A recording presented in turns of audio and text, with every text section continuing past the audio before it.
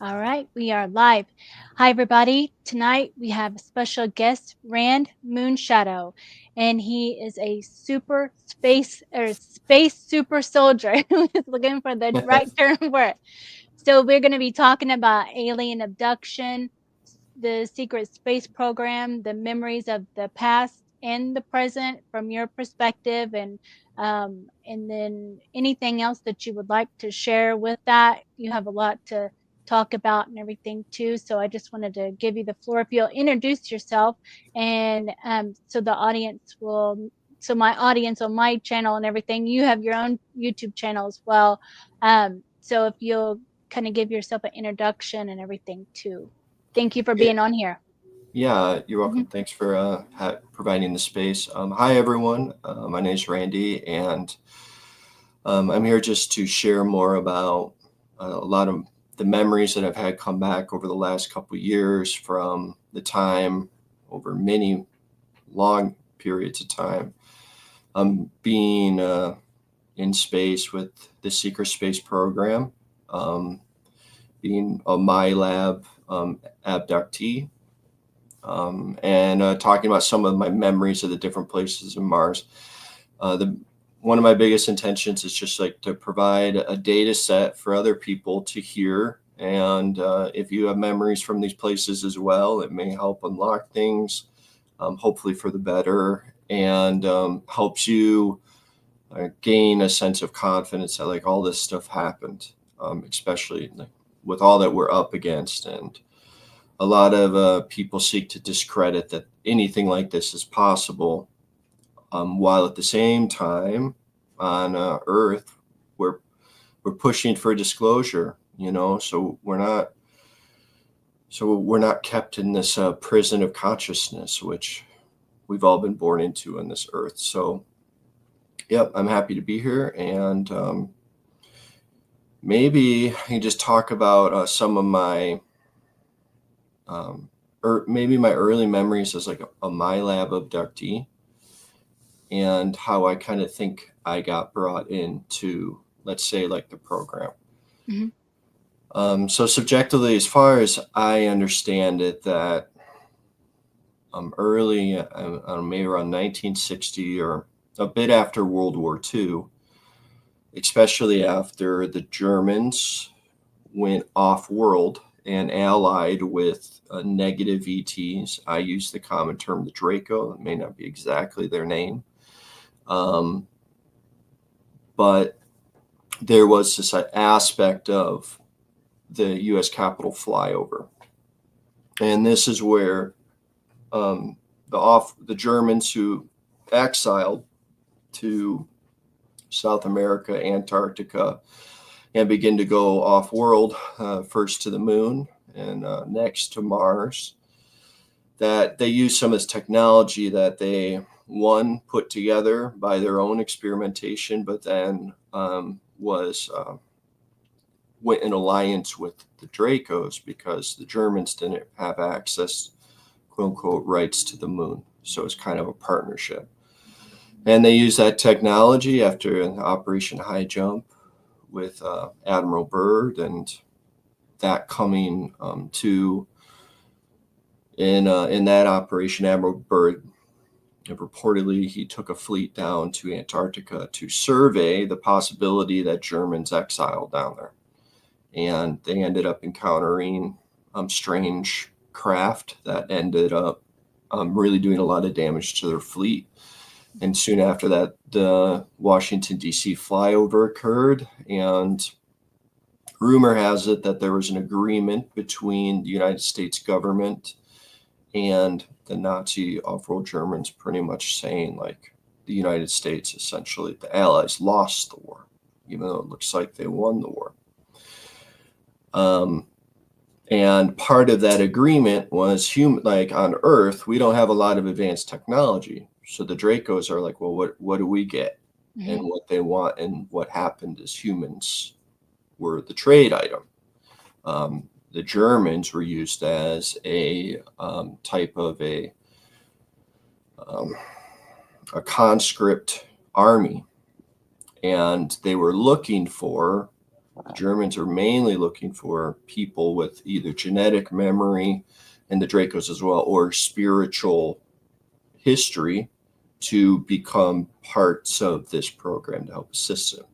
Mm-hmm. So from my perspective, that's where the sense of like the My Lab military abductions began, was that when a mix of the military in conjunction with off-world Germans as well as extraterrestrials began to have a bit of an influence on taking people from around the world to be parts of these programs, unbeknownst to them.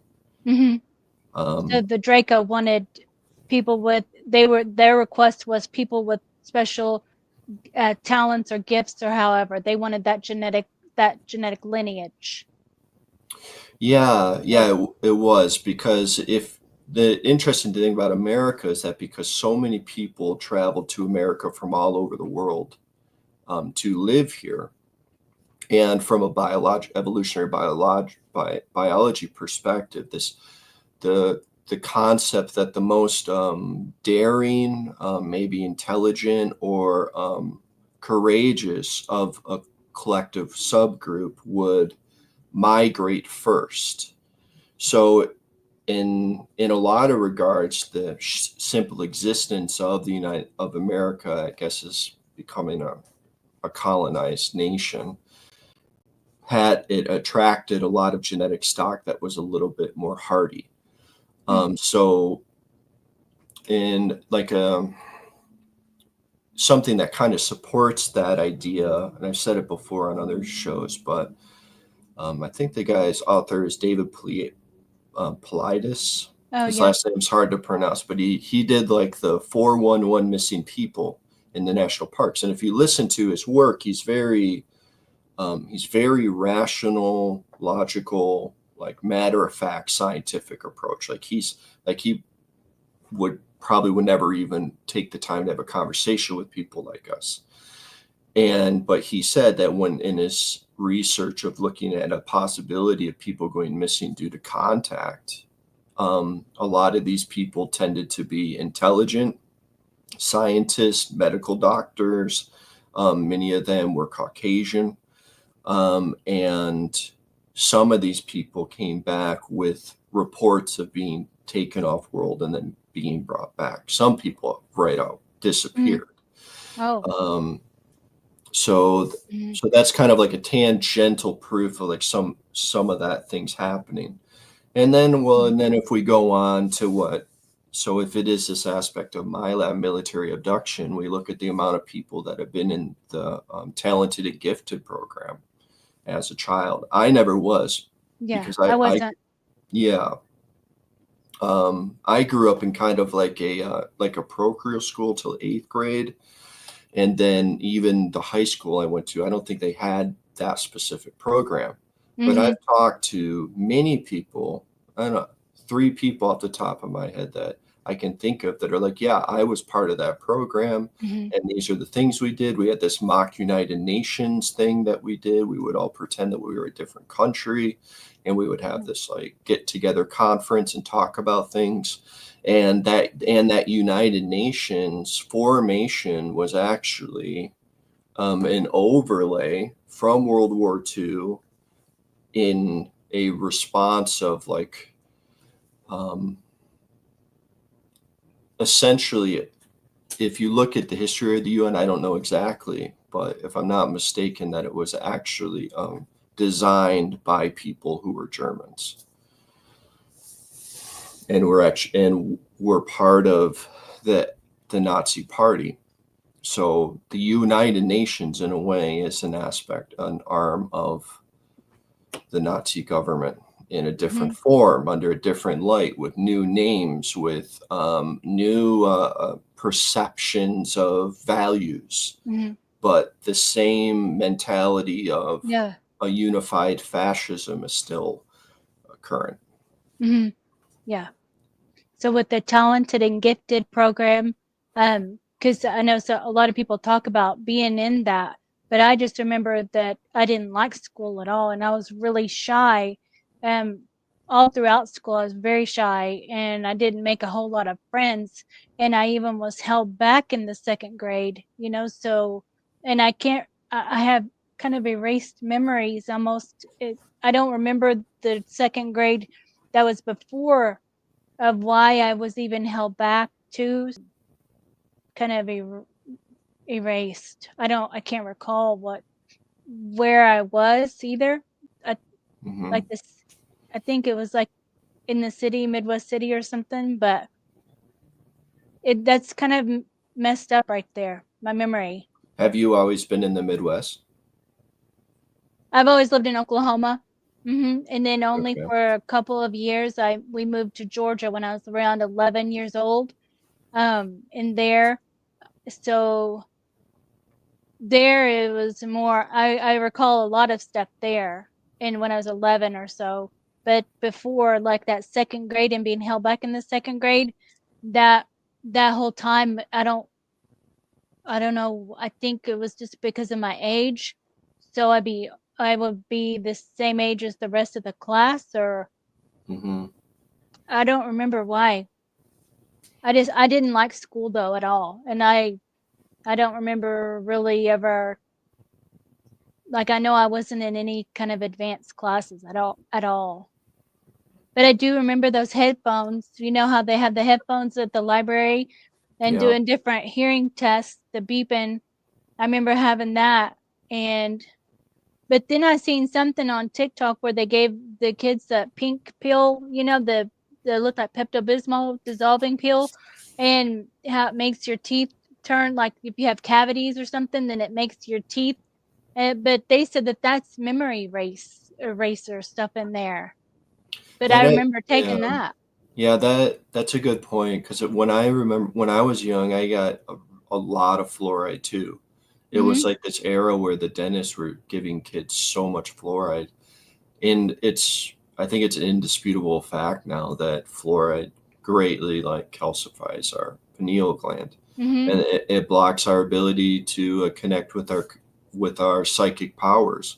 Yeah. So it could be that they knew that so many kids were getting fluoride that when there were kids that were exhibiting any sort of psychic ability, that kid was, let's say, a natural, Mhm. um, which is well, I wanted to say something in regards to the memories of when you're younger. What I have come to find for myself in my while trying to seek out my altars and find my altars and heal these different parts of them is that when we have gaps of childhood that are missing, oftentimes, at least in my experience, it has seemed to align with a portion of the consciousness that was myself was split off and put into an altar. Mhm. Mhm. Um, Yeah, I can see that. so What like that one day you could get back, you could retrieve an altar that you're like maybe you're aware of them and or whatever, and they're still like going through a process of healing, and then you go through a process of healing with them, and then all of a sudden you'll be like, wait, I totally like what was that book? You're like, man, I love that book as a kid, and then Mhm. all of a sudden you remember it again. Yeah. um, because Mhm. they did use a lot of our childhood, the mythos and the fiction that we would gravitate to as children as portions of the programming. They would like Mhm. notch out the parts, like say if you liked the book Ulysses with of the voyage of Oedipus or whatever, it's like they would lock that out and they would put that into some sort of consciousness, Mm. take that piece of consciousness and put that into an altar because that's the quote unquote archetype that they would desire. Mhm. I And feel like as I a was, like, girl, it's even really. different ones. Huh? And And what? girls would have, because you grew up with more of a feminine fictional attraction, where Yeah. boys would be into the Hardy Boys or something. You'd be into Mhm. Nancy Drew, and so they could use that fiction in the girl's mind differently for say for you than what they could use the boys for them. Mhm. Yeah, I remember, I liked a lot of the action movies, really, like, Rocky and watching, Iron Eagle, around that time. I liked those kinds of movies, like Air. like flying or boxing. So I was kind of different with that, with the movies I watched. And I liked I watched some movies that was probably more um not it wasn't probably appropriate for my age, but I was really engaged with that. I would engage with the story of the movie Angel, where she's like a prostitute and stuff. So Okay. I liked seeing that she came out of it, fought through it or something like that, in that way. And then so those kinds of movies. And that's Um it. That's an interesting attraction to be having at whatever age you were. And you were mhm, saying that it was age inappropriate.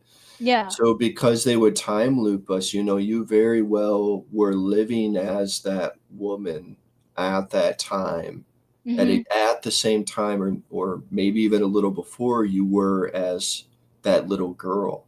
Mhm. That's the most peculiar thing about it, is because you're being looped in time at the same simultaneously.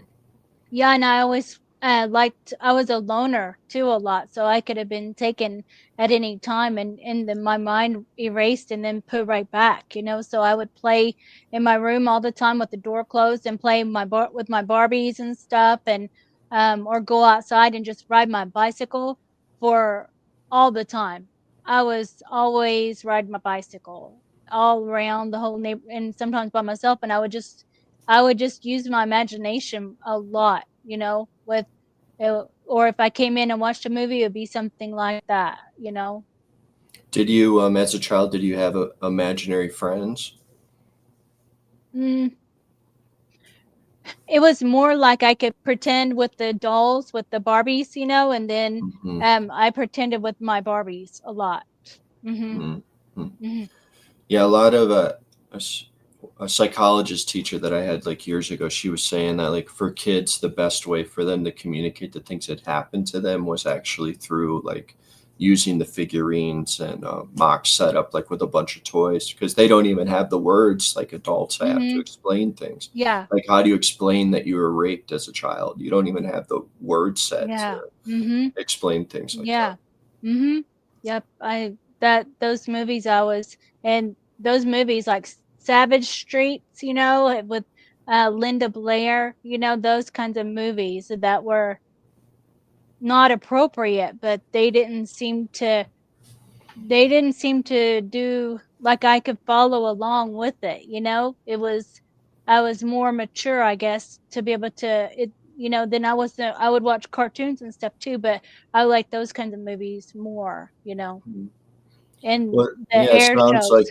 sounds like you followed the movies almost for the story and the dramatic aspect of it. Mhm. Yeah. I liked the drama of it. Yeah. Mhm. Oh, and then you said you liked like air shows for the Air Force, stuff Yeah, like that. like Top Gun, like Iron Oh yeah, Eagle, yeah. and flying, Hmm. like those kinds of movies, Do you have flying. recalls of being a pilot? I can see it easily, Hmm. so I think that, um, I think I would be a good pilot, for the Air Force or something like that kind of thing, um, but not so much as a good driver. I'm probably a better pilot than I would be a driver on the ground because I can go fast, so I always Oh, imagine see. flying really fast. Mhm. You just can't Mhm. go fast enough in a car. Yeah. Yeah, it is like that. I think so. That's Because when funny. I'm exercising and jogging and stuff too, then I imagine that, like flying. I like to go fast. Hmm. Mhm. Oh, interesting. So maybe this could be like a little of a segue, because I I like to add some of the things that I remember that like I haven't heard other people talk about. And what is it? Some of my memories at Montauk, some of them that started coming out were, there was a group of kids, and I imagine there was a large set of kids because they had like just like high school or something, or elementary school. You have like classes, Mhm. and you kind of like move through sequentially into different things as groups of kids within maybe the same age group, or this, and then sometimes you would interact with other groups of kids they were kind of doing the same thing from what I remember Yeah. through periods of time. And one of these was a group, let's say a class of kids that we did training on what would be patrol boats or PT boats, torpedo boats. And across from Montauk and across the Long Island Sound, there's an area called Fort Trumbull, which during World War II was a kind of an epicenter of, I think their submarine, started having submarines there. I think they have submarines there today. But on the other side of the river, on the south side, there was a merchant marine training school.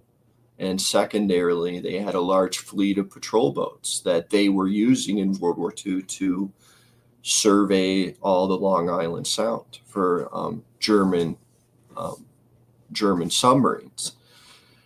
So I remember that there was a group of us kids that started doing training on those patrol boats, and we're like being taught how to maneuver together. And I don't have a lot of memories from what was it? I don't want to say it was Manta. There's some Navy group. They did a lot more water stuff. Is that Yeah. there was a lot of training like under the water, and there's a reason why. Like at first it'd be like why would these kids be out there training in water? Why would they be going down in like submarines or like going from a submarine like up to the surface and things like that? And the reason why is because it was the first interface for kids learning people learning how to do things in space. So it's like you got ships on the water, you're under the water, you got that low gravity environment, having to go from one enclosure to another enclosure. And that translated into being able to learn how to work with ships near each other in space. Whether that's boarding ships in space, whether that's having coming down to a planet's surface and getting off the ship from space. And one of the memories I had particularly was there was a group of us that were kind of assigned to getting rid of the bodies from Montauk. And I don't remember loading the boat as of now, but I remember there was a room that a lot of the deceased bodies were just put in there, and then the door was closed, and it was cold. It wasn't like frozen, but it was chilled. So we would load the boat, and then we would take the boat during a certain season when the sharks came into the region, and I'm pretty sure great white sharks travel out there. And from what I remember, it was like northeast of Montauk Point, kind of out in the open ocean. And there was a group of like 3 or 4 of us younger guys. I think we were probably in our early teens. And then we would send the bodies overboard.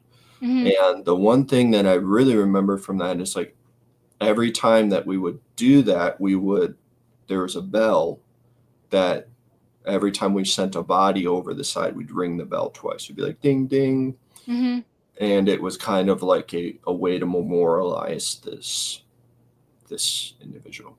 Wow, it doesn't feel good saying any of that stuff. Understandably so, but yeah. But these were the children that were probably put in the chair and they didn't make it out, or they just, through experiments or through being brutalized or however, then they just didn't make it through. So a lot of times they were like stuffed in these trash can looking things, and or just thrown in the room for the Draco to eat, so maybe, and then maybe sometimes they were put. That could be trauma too for you guys as well, seeing that happen and seeing them floating, or I don't know if they had a floater thing or so they went under, or you all just let them go out in the water and then the sharks were right there. Yeah, Remember? it was pretty much the sharks it would take a minute, but then at the right season, the sharks would show up, and Yeah. it would become like a type of a feeding frenzy. And Yeah. sorry, I'm kind of getting some flashbacks back, Yeah, but it was a bit, because the boat wasn't even that high in the right. water. It was It's maybe a only like mhm, 3 feet above the surface yeah. of the ocean. So like Mhm, even seeing these sharks like go next to you, and they would sometimes kind of like bump the yeah. boat, was a Mhm. bit intense. And there was a Scary. whole lot of there are oftentimes bodies on the boat still.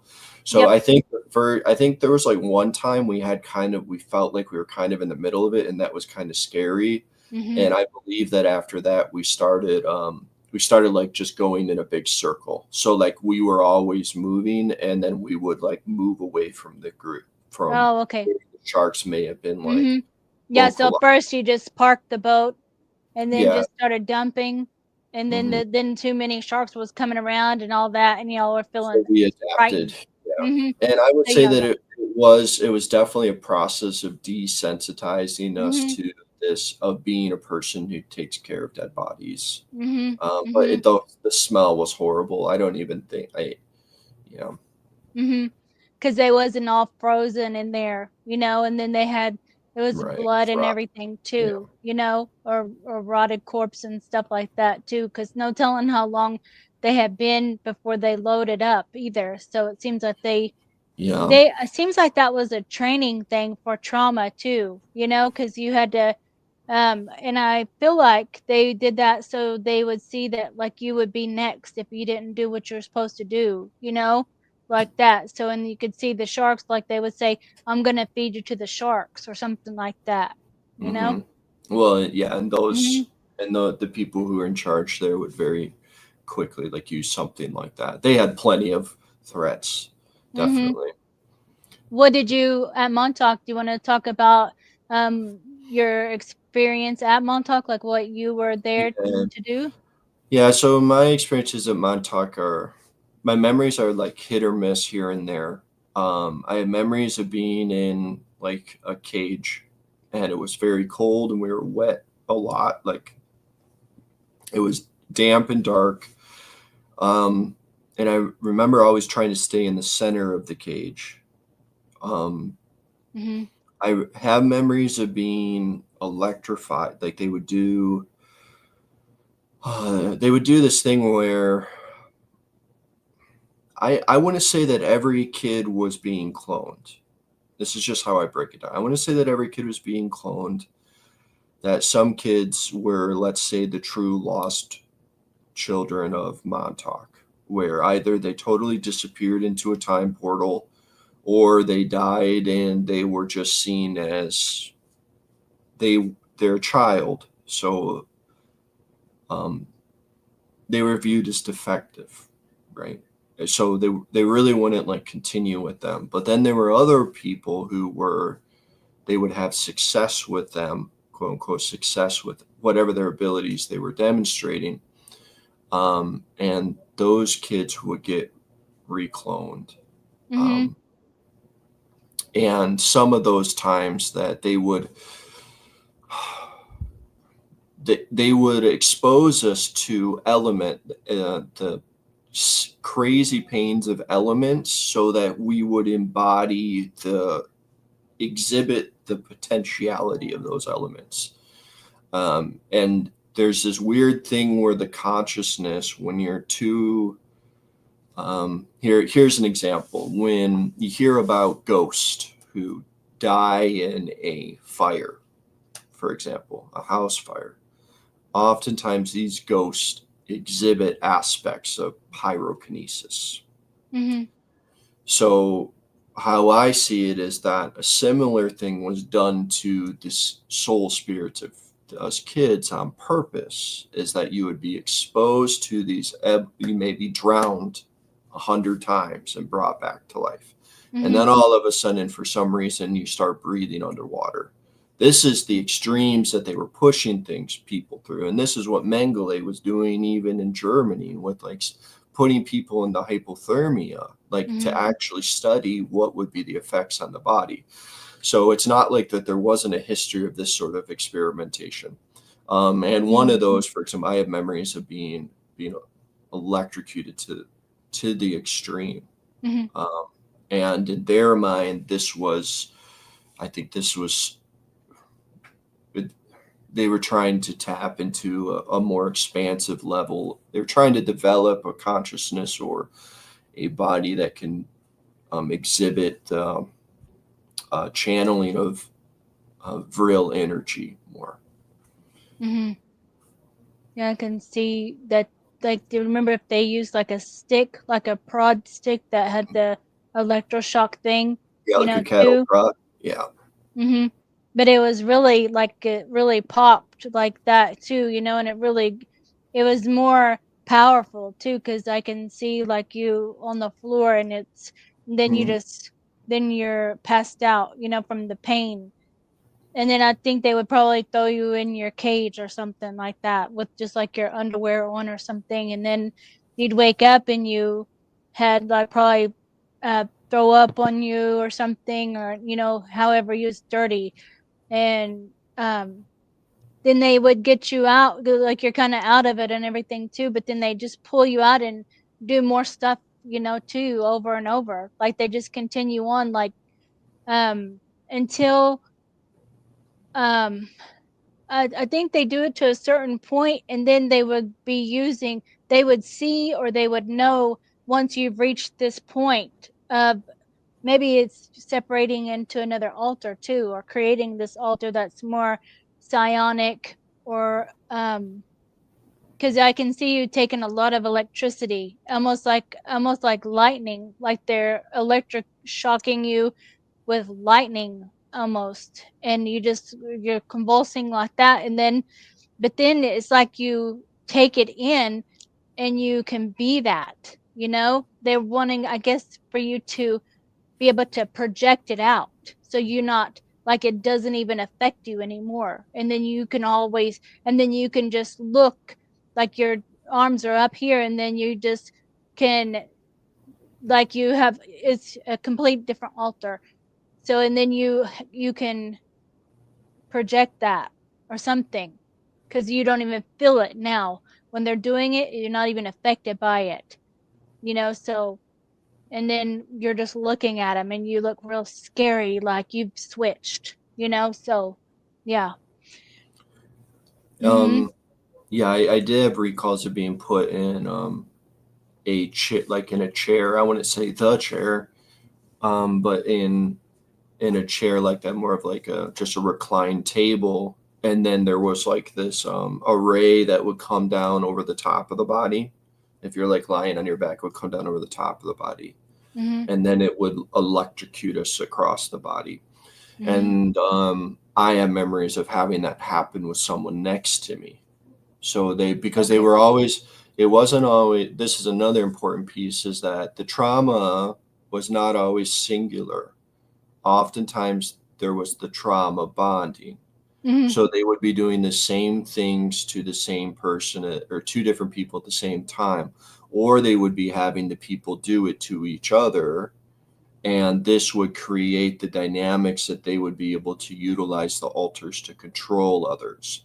Mhm. My opinion is that essentially, like if people at Montauk were individual strings, the things that went on at Montauk, they wove a tapestry of all of us, Mhm. and that we are very interconnected with each other in both good ways. Hope, but at that time, we're in the way of going in the good ways, but at that time it was all purely Mhm. negative for the power of those people who happen to be able to Mhm. be wielding it. Mhm. Yeah, because I can hear the handlers, like, my when I was there, then my handlers was more of our Keem and Joseph Powell and Max Spears and James Rink. They were the generation before, so they was now the handlers of the kids that came in, and then later I'll be the handler to these, so it's generational, on and Mm, on and on like that. So I can Rakeem had to be the one that watched the kids that was there when I was there, and I can hear him screaming, so sometimes when I watch his videos and he's going on a rant, then I can't watch it. I turn it off because it just reminds me of Jacob, his altar there, and I'm just like, this is giving me anxiety. I can't watch it, so I can't yeah, even watch it. Mhm. Well, and I think that that was a lot of their th- this is why they were so diabolical towards us kids, because it's like they thought they outsmarted the universe, and saw it that because they would see how we would interact, and they're like, yeah, so Mhm. you would, like, you really expect these kids to go back to planet Earth after being mind wiped, and then wake up again, and then be able to have conversations and have these memories and be able to get along. They're like, to Yeah. them, that's probably just like, that's Mhm. impossible. Mhm.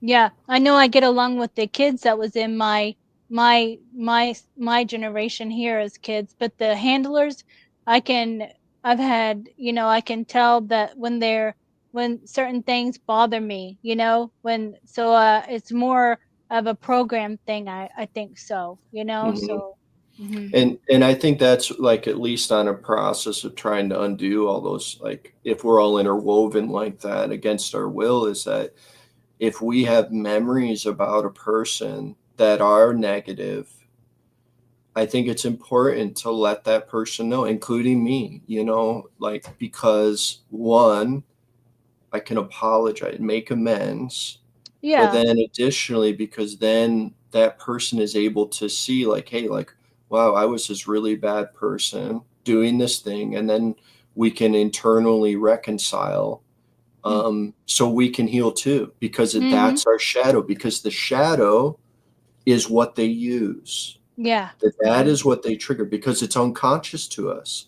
So they're in the background, the shadow is being utilized by the shadow to be destructive, to Mhm. put that altar inside some clone out there or Yeah. whatever, even in the astral or spiritual realms, and do nefarious things. Yeah, because I remember working with Akeem a lot because he would take me through like on missions and stuff, and then have me psionically assassin people, like take me to the park and sit at the bench, and then we're like looking at a paper or something, and I already know he's already told me who I need to target, and then we do that, and then we just leave. So we did that, and so then he remembers me there at Montauk as well, my altar and everything.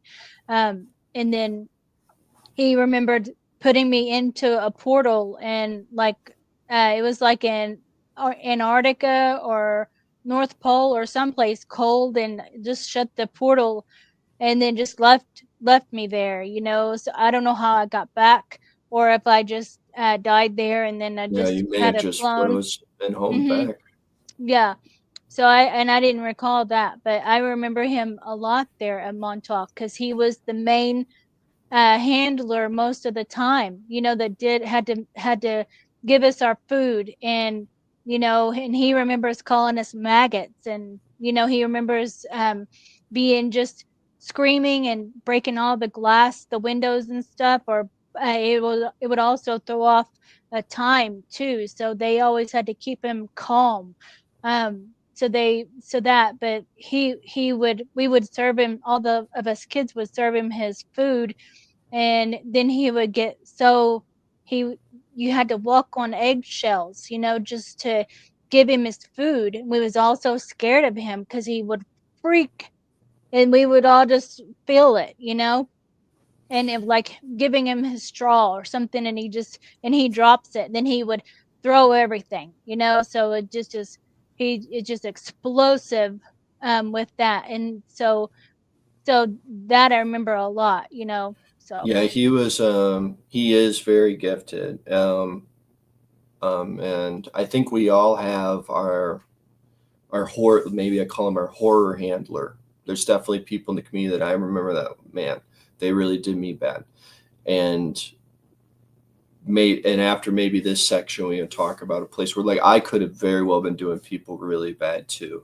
And Mhm. that's the hardest thing about this, is because it's like, how do we heal those parts of like such crazy terror? Well, one thing I remember about Arkeem that was really like, he was like this. He's like I call him like a time surfer, time walker. He's so gifted at that. And I remember this time I was like in a time tunnel with him, and he was showing me that he's like, you from this time tunnel, you can influence another time tunnel. And he was showing me like you can take like you could carry an object with you in a time tunnel, Huh. and you can drop that object in another time tunnel, and that object will go through time and space where it does not belong, and no one even knows the difference. So like that, like that's the when I don't know, that's what I try to look for, is like look for those little gems, because in my opinion, that's how some of those things that are out of time and space that shouldn't exist during a specific time, that are found in the archaeological record, like a hammer in the middle of a coal seam, that is how that sort of thing happened. Yeah. Yeah. And then so when what do you think the reason was or is of Montauk? Why did they do this with the kids, with um sending us to these different timelines? What is your perspective, or however, with that? Um, wow, that's quite the question. As simple as it seems,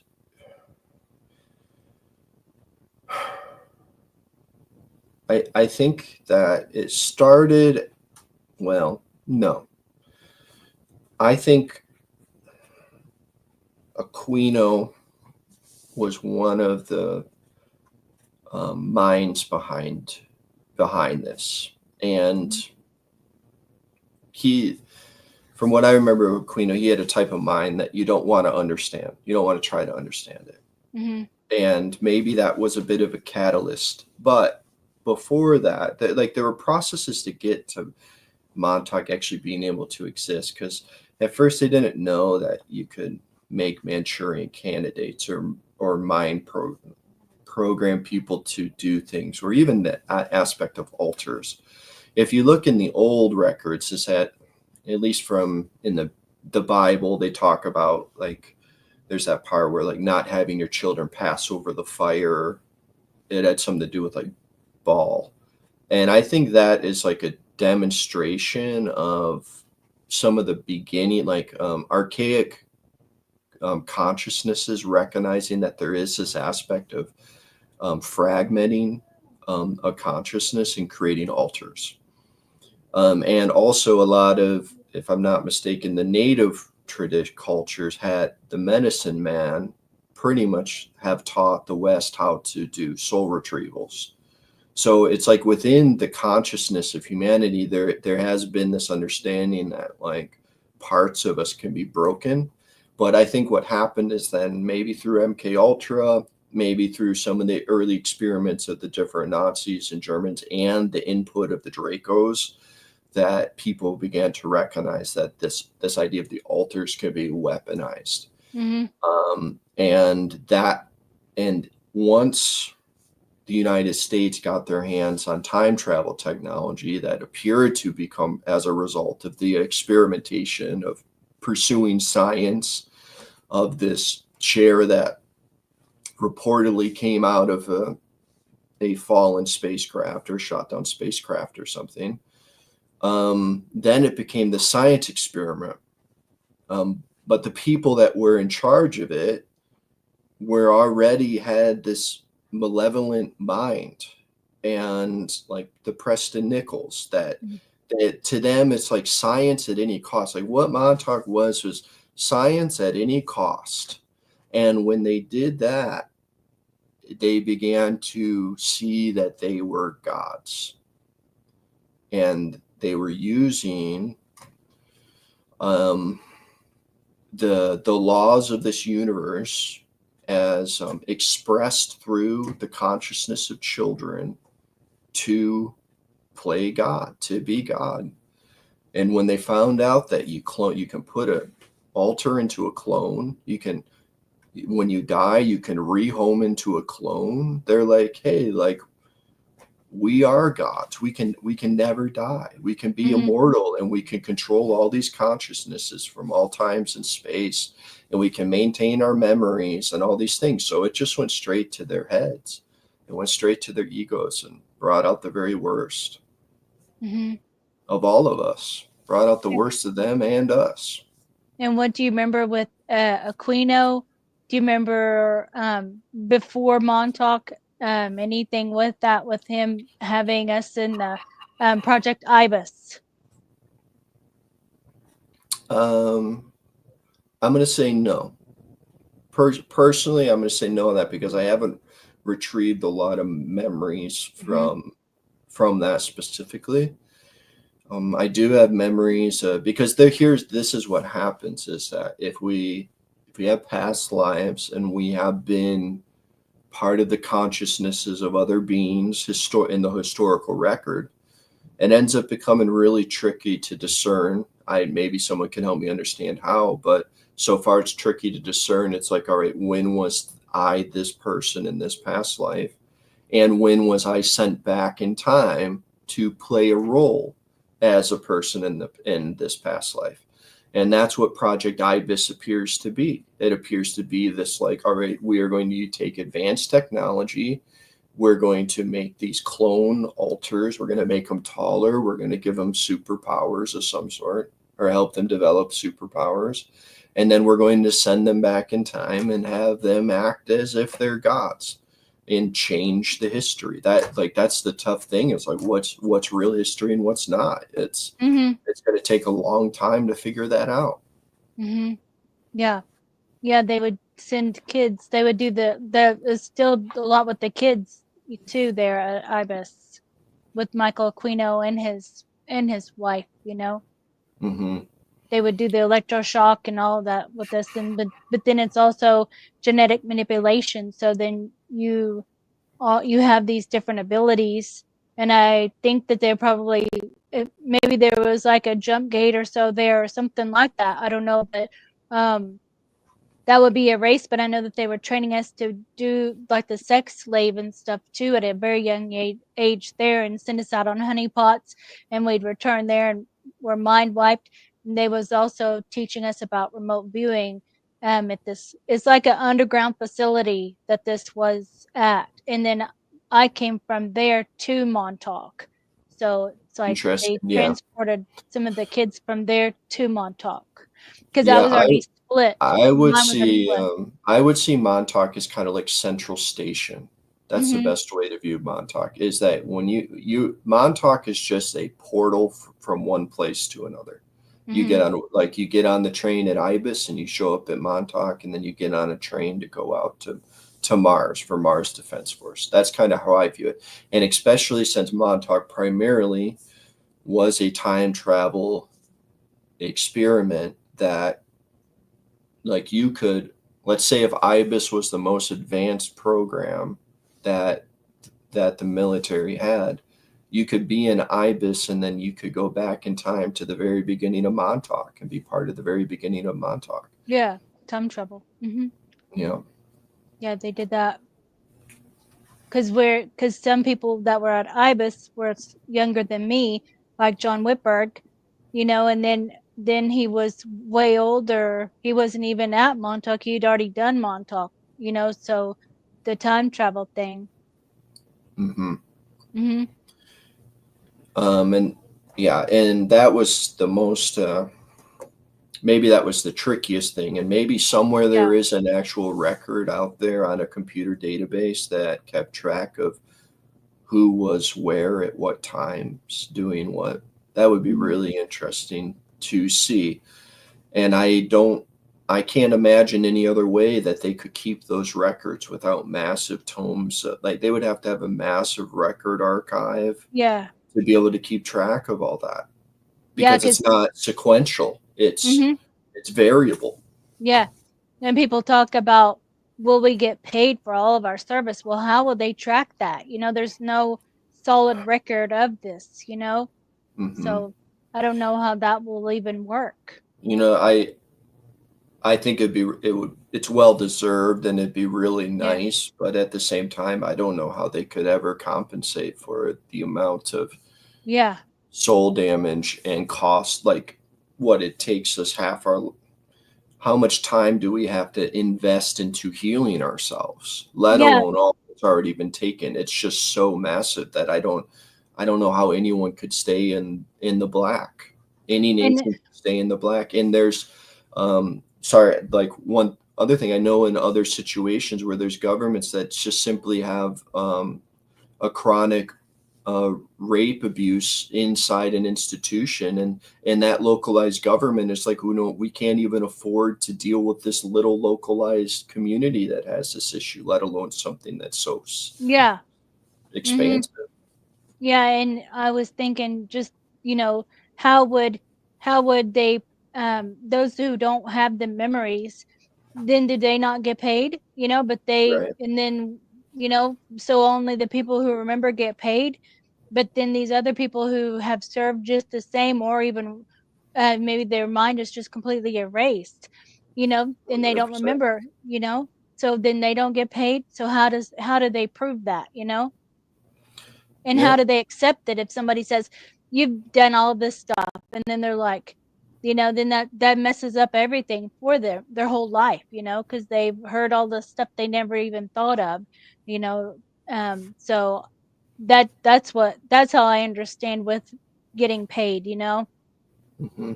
That's a very logical perspective on all those Mhm. things. Yeah. Mhm. So now where do you want to go with this? With this? Um, yeah. So let me talk a little bit about some of my memories from Mars.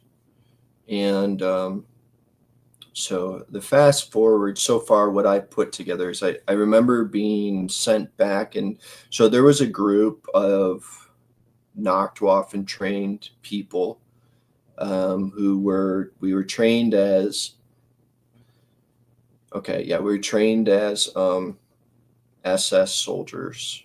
And we were sent back in time to a World War II timeline. All right. I'm not saying that this was this World War II.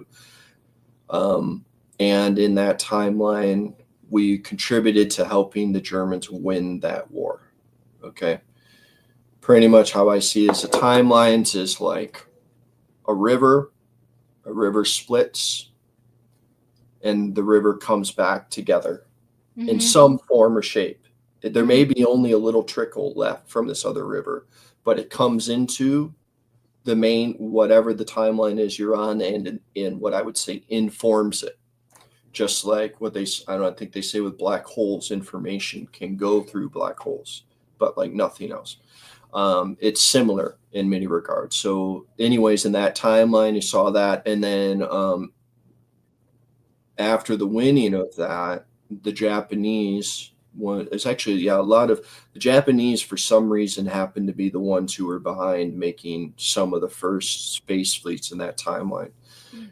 And that ended up into them rapidly colonizing space in Oh, that I didn't know timeline, that. pretty much controlling the earth in that one.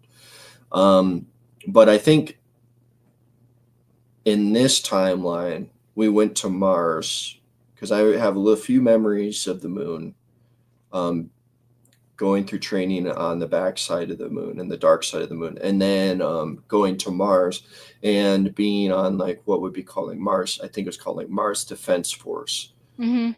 And it was crazy because the memories I have is that the weapons we were using were like World War II era weapons. They were um, the pistols, the submachine guns, and the rifles. And on the surface, we would just wear like pilots have low or high altitude oxygen supplemental hoods. That's pretty much like what we were wearing when we started on the ground, and that was like really miserable. And pretty quickly, the tech began to adapt to the environment and to the challenges that we experienced there. But it was just really peculiar going to Mars and starting this colony on Mars with such what appeared to be Mhm. such primitive technology. Um, yeah, so that would have been like probably the 1960s, I guess, 1950. I don't know. Do you Uh, think this was like a 20 and back that you're talking about with the Mars? yeah, well, with the way I look at it with 20 and backs, and Tony Rodriguez explained this is in his book, Sears Colony Traveler, whatever it's called, that they'll do 20 and backs within 20 and backs. So you could be, your contract for you as Christy is a 20 and back, but then your name is something else other than Christy when you're out there, and then that person has a 20 and back, and then Oh, and okay. the Yeah. next piece of the contract. I'm not saying it's that defined, Mhm. but it's like they can do multiple 20 and backs within a 20 and back, and they It's a still clone. consider it a 20 and back. Mhm. So it's like you can just be going all over the universe, going way back in time. Yeah. And Because of the then, yeah, cloning technology. cloning, yeah. Mhm.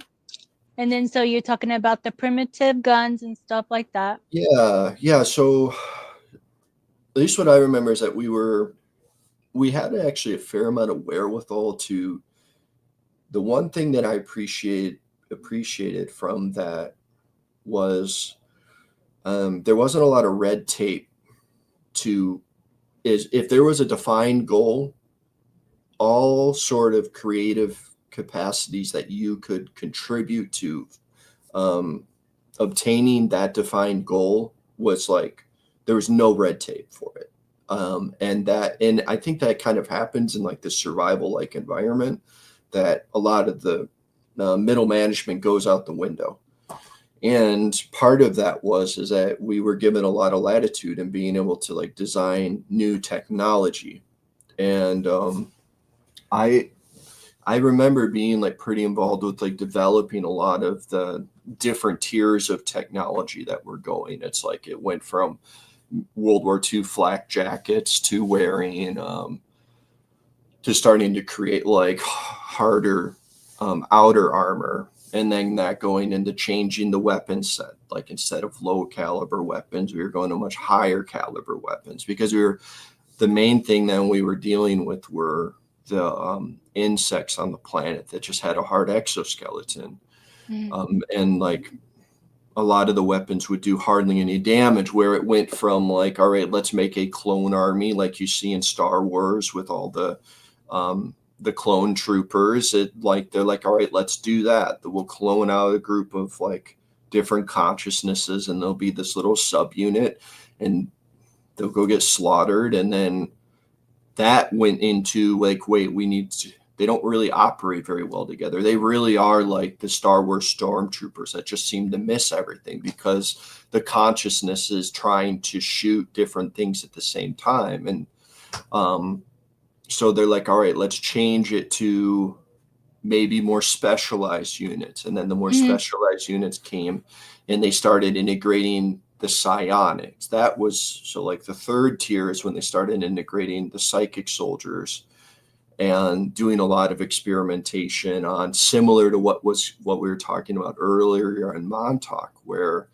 they were starting to push into like merging with the elementals. They would literally be looking for elemental consciousnesses, Yeah. like people Mhm. who are more aligned with the elemental energy fields, Mhm. to Mhm. be in the super soldier program, because they found that they were more apt to be able to um, express control over the weather, be able to manifest fire, or in not necessarily even manifest it, but increase its strength, for example. I don't know if I'm going too fast. So that was kind of like the iteration of the soldiers. And as the technological progress of both the Americans and the Germans increased, that there was iterations. So And I was seeing as you're talking, then I'm seeing an example of what you would be doing there. I was seeing you like at a computer, and this is more advanced though. Once you're in like it's like a station all by yourself, and you have your whole like it looks like all the screens and stuff, and then you're creating new technology, new weapons, and then you're seeing which species will go with this, and then taking some of their DNA and putting it into this weapon, so then you can use this weapon, and then it's like a printout or something, and that way like you could see test it out on the now test these out, let's print how many ever, and then or however they form, and then these group of soldiers are going to go out and test, and then okay, so that didn't work, so now you got to go and take like this one from the and or add or take off of the DNA, like that, and create more that will work for each group that they're targeting, Yeah, I Oh, didn't and I just got didn't this too. remember that. You was also They also took some of those, like the praying mantis or something that they had killed, and then they would take it back to the lab, however, and take their DNA with it, and then put it into the weapons as well, and then that would be used to take out their whole colony or whatever the plan was. Yeah, unfortunately, there's likely a bio warfare aspect to it because the insects are a benign species. They want to protect their turf as much as anyone does. It's not like it's not personal. They're not violent. They're actually very sentient. Like when you look at how much the praying mantis holds in the Asian communities, like a sense of respect. And as you see on YouTube, there's like all these insects, right, that people have as their pets, and they show them, and you see how like cute and adorable they are in their own way. Like Mhm. some people are like they can never see that, but I can see that. Mhm. That was similar with the mantids, and there were a variety of different like insect like Mhm. species there. Even the spiders. But we couldn't see past the fact that like there's something to be exterminated, Yeah. unfortunately. And So and I'm yeah, also seeing too, then so they would also have these clones made of the soldiers, and then that's when they started putting like the alien genetics and trying to see if that would work as well. So there was all kinds of experiments of that going on. they were doing this. What I remember is they would do this thing where they would put in all they would try to find consciousnesses that would their alters would take into different species. Hmm. So there could very well they could have someone in a lab. They have this person in a lab and a kid, and then they have this person in a lab, their soul inside a mantid, Oh, okay. and they're trying to create like this hive mind mentality where the psychic powers of the mantid be able to manifest within the child who's in the human form, and they would do a lot of like genetic mixing.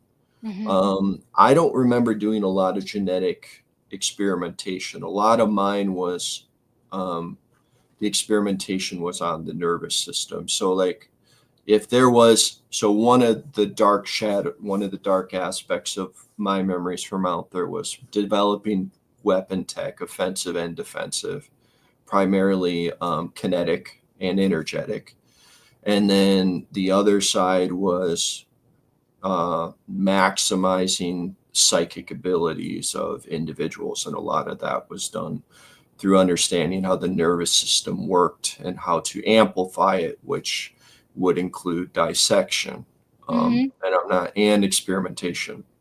So Um, you was like the doctor then, do you think? I Hmm. would have, I, well, it's a lot to say, but I remember working with Mengele and a group of Greys.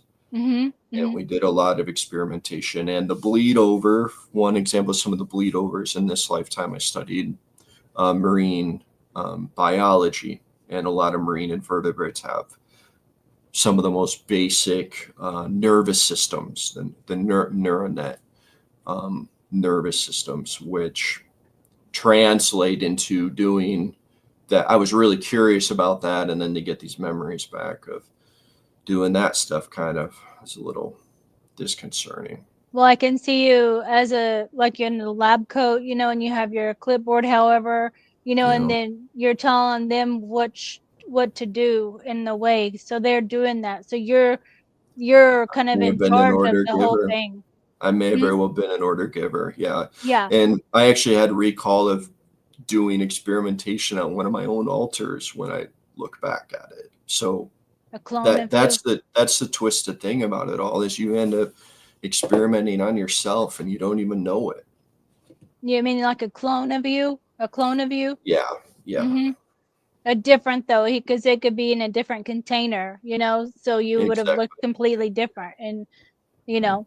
So, but It's an alter. do you remember seeing, like, you created all these containers of different species, like you said, there's some kind of mammal, like fish and stuff, like sea life, and so you would Yeah, kind of take that because you were wanting to experiment with. Um, yeah. I Maybe guess this I was someplace else too, because you're kind of experimenting with that genetic, and then the soldier, and then seeing if they can hold their breath longer. Like you did all this kind of stuff. Like it's something that you like to do though. You like to see these successful thing, like the DNA kind of weaving together and making a powerful species, like with the psionic abilities, yeah, yeah. Hmm. When you put it that way, I could see that there was a fascination that I could say that I had, because here, let's just use an example. There's this thing called reticulate evolution. It's just a term, and it's a term that describes a phenomenon. And what the phenomenon was is like on two opposite sides of the ocean. For example, there is a species of coral, and when you look at the two opposite sides of the ocean, this coral has very unique like physiology, or let's say formation. It forms very different. Like maybe one has a bunch of branches, and the same species of coral on the other side of the ocean has this like um, twisted form. And then when you take that piece of coral from the opposite side of the ocean and you put it next to in the environment of the other one, all of a sudden that coral mimics exactly the same formation of the coral, Hmm. even though on the two opposite sides of the ocean, you can't really tell any significant difference in regards to the environmental factors. So that, and they call that reticulate evolution, or there's this idea of the morphology of evolution, that they're like you have cats, you have dogs, you have bears, but there's not a whole lot in between. And there's a lot of different bears, there's a lot of different dogs, there's a lot of different types of cats. So like that sort of thing was it was attractive to them because it was really difficult to make one soldier that could overcome all environmental obstacles it had. But what Yeah. you could do is you can make a specialist Hmm. within that was very effective against a certain type of environment, and you would specialize for those specific things. Yeah. And that was so, Christy, for yourself, you very well have all these altars that are specified for whatever the objective is. Hmm. Uh, and most people who are in the programs, who at least were what they would consider maintainable or that they are valuable, who continued to bring in more than they cost, would essentially be experimented out in that way. Do you, I just had I'm the glad you thought of bring like, this up, though. I just had the thought of like, having like computer chip kind of, I don't know exactly what they're called, but it's like a computer chip that you would put in to some of the soldiers with the data, however, too.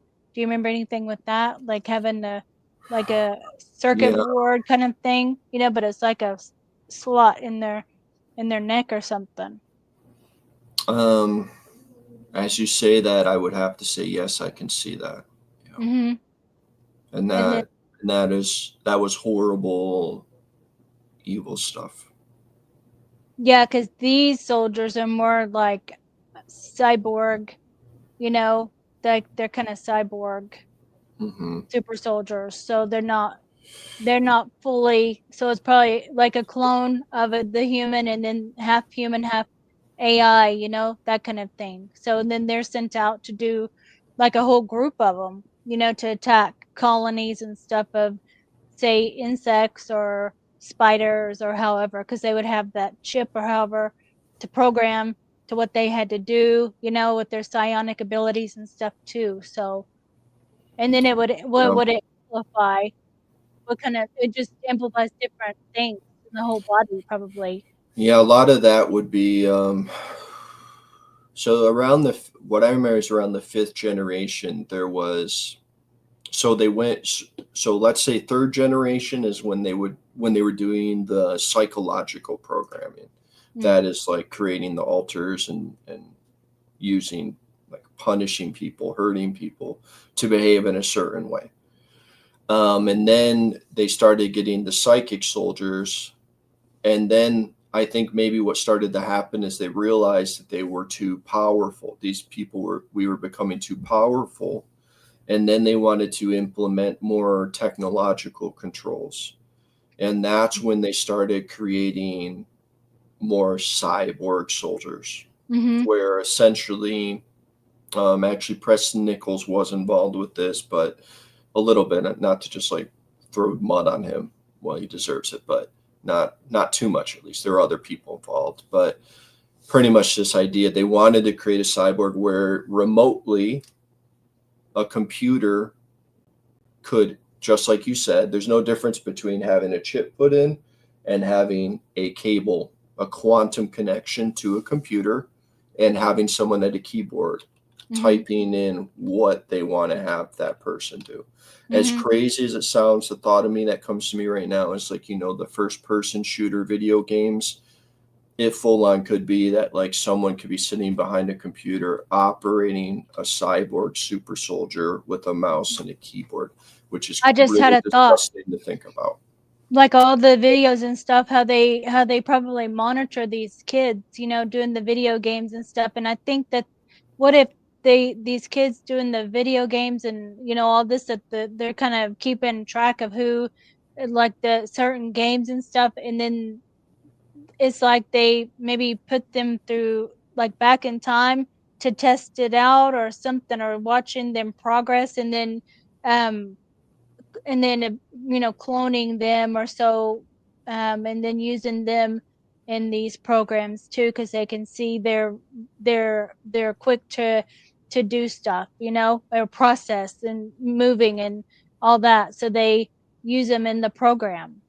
Yeah, it's you know insightful. Yep. mhm yeah. So do you want to talk about being at the brothels on Yeah, Mars? yeah, I do Mhm. want to talk about that. I want to close that one last section with this, like, one Mhm. short thing.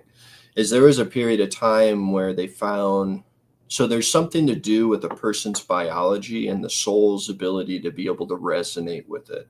Mhm. And when the Oh, DNA gets too far away from the soul's resonance, that soul will no longer go into that body, or the okay. body won't function properly. Like it will have some sort of issue.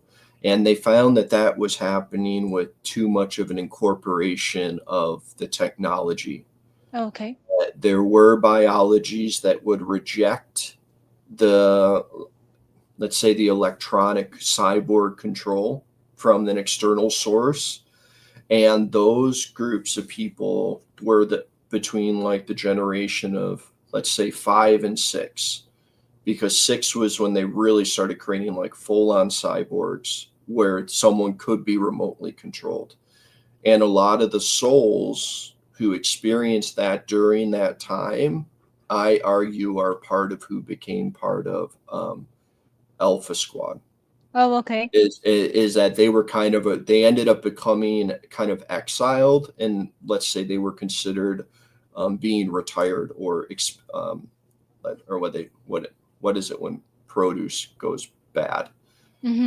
That's kind of how they would see us, and it would really irritate them because some of the souls were quite powerful, but they stopped being able to control us because our consciousness started getting to us. Like when you go and slaughter a whole entire like colony of some species, after a while, like there's something that happens that triggers us, and all of a sudden we're like, wait, what am I doing?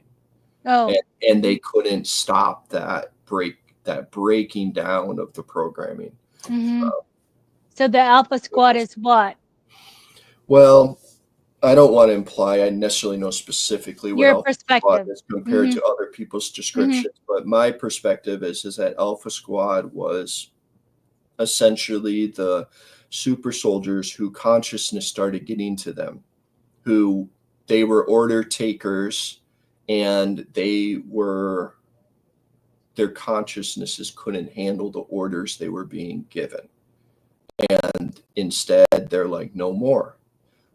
Because it was just too diabolical. The things that it's easy for someone to ask. It's easy for someone to push a button on the nuclear missile and launch the missile somewhere, or push the button on sending the drone swarm somewhere.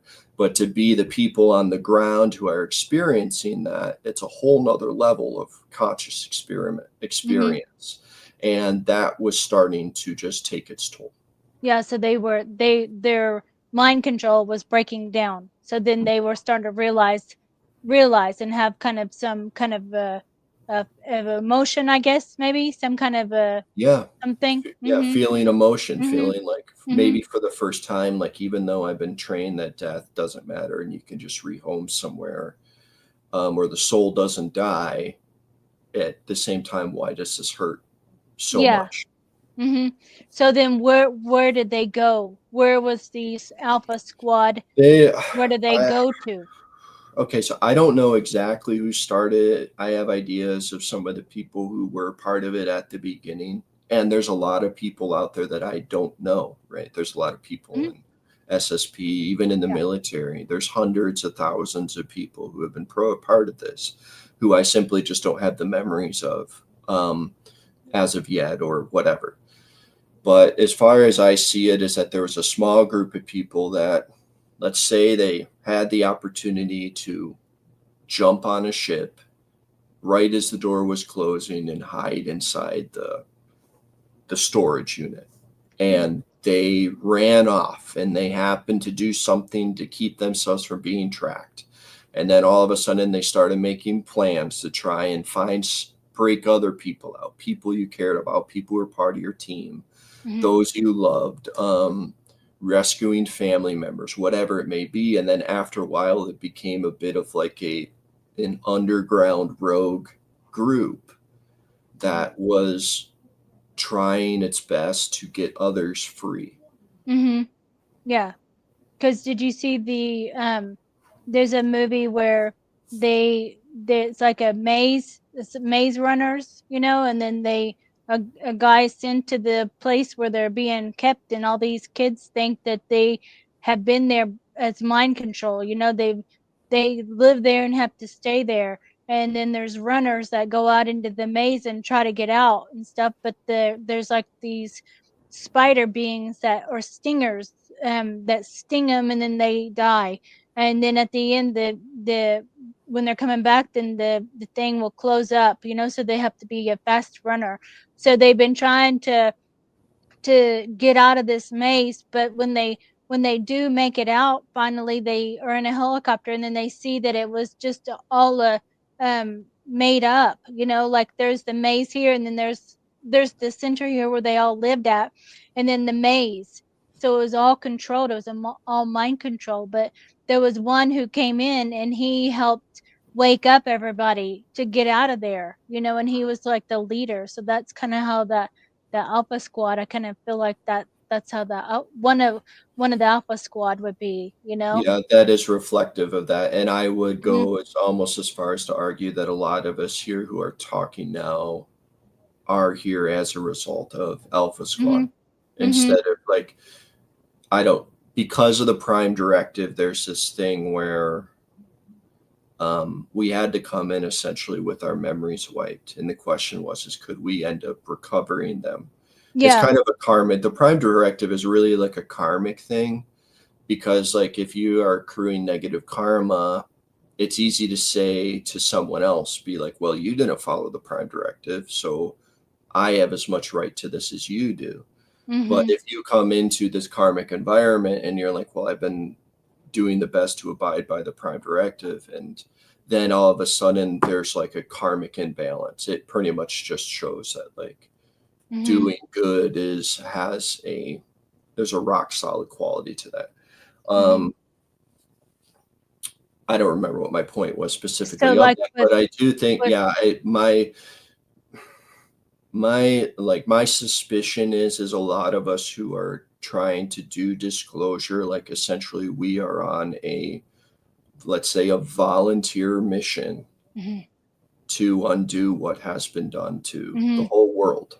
Yeah, because in this other reality, when we're on this Alpha Squad, then this might be a clone body here, we might be clone It bodies could, here, yeah, it could and be. then just a way of saying, okay, so we're gonna all of us is gonna try to, maybe they were contacted too or something like that, to be volunteers to create clones here, so maybe these Alpha Squad could be like in a stasis pod thing, while their consciousness is being accessed here, in one of the bodies here, as a person that's going to be speaking out, and Yeah, everything too, so they can help people to wake up.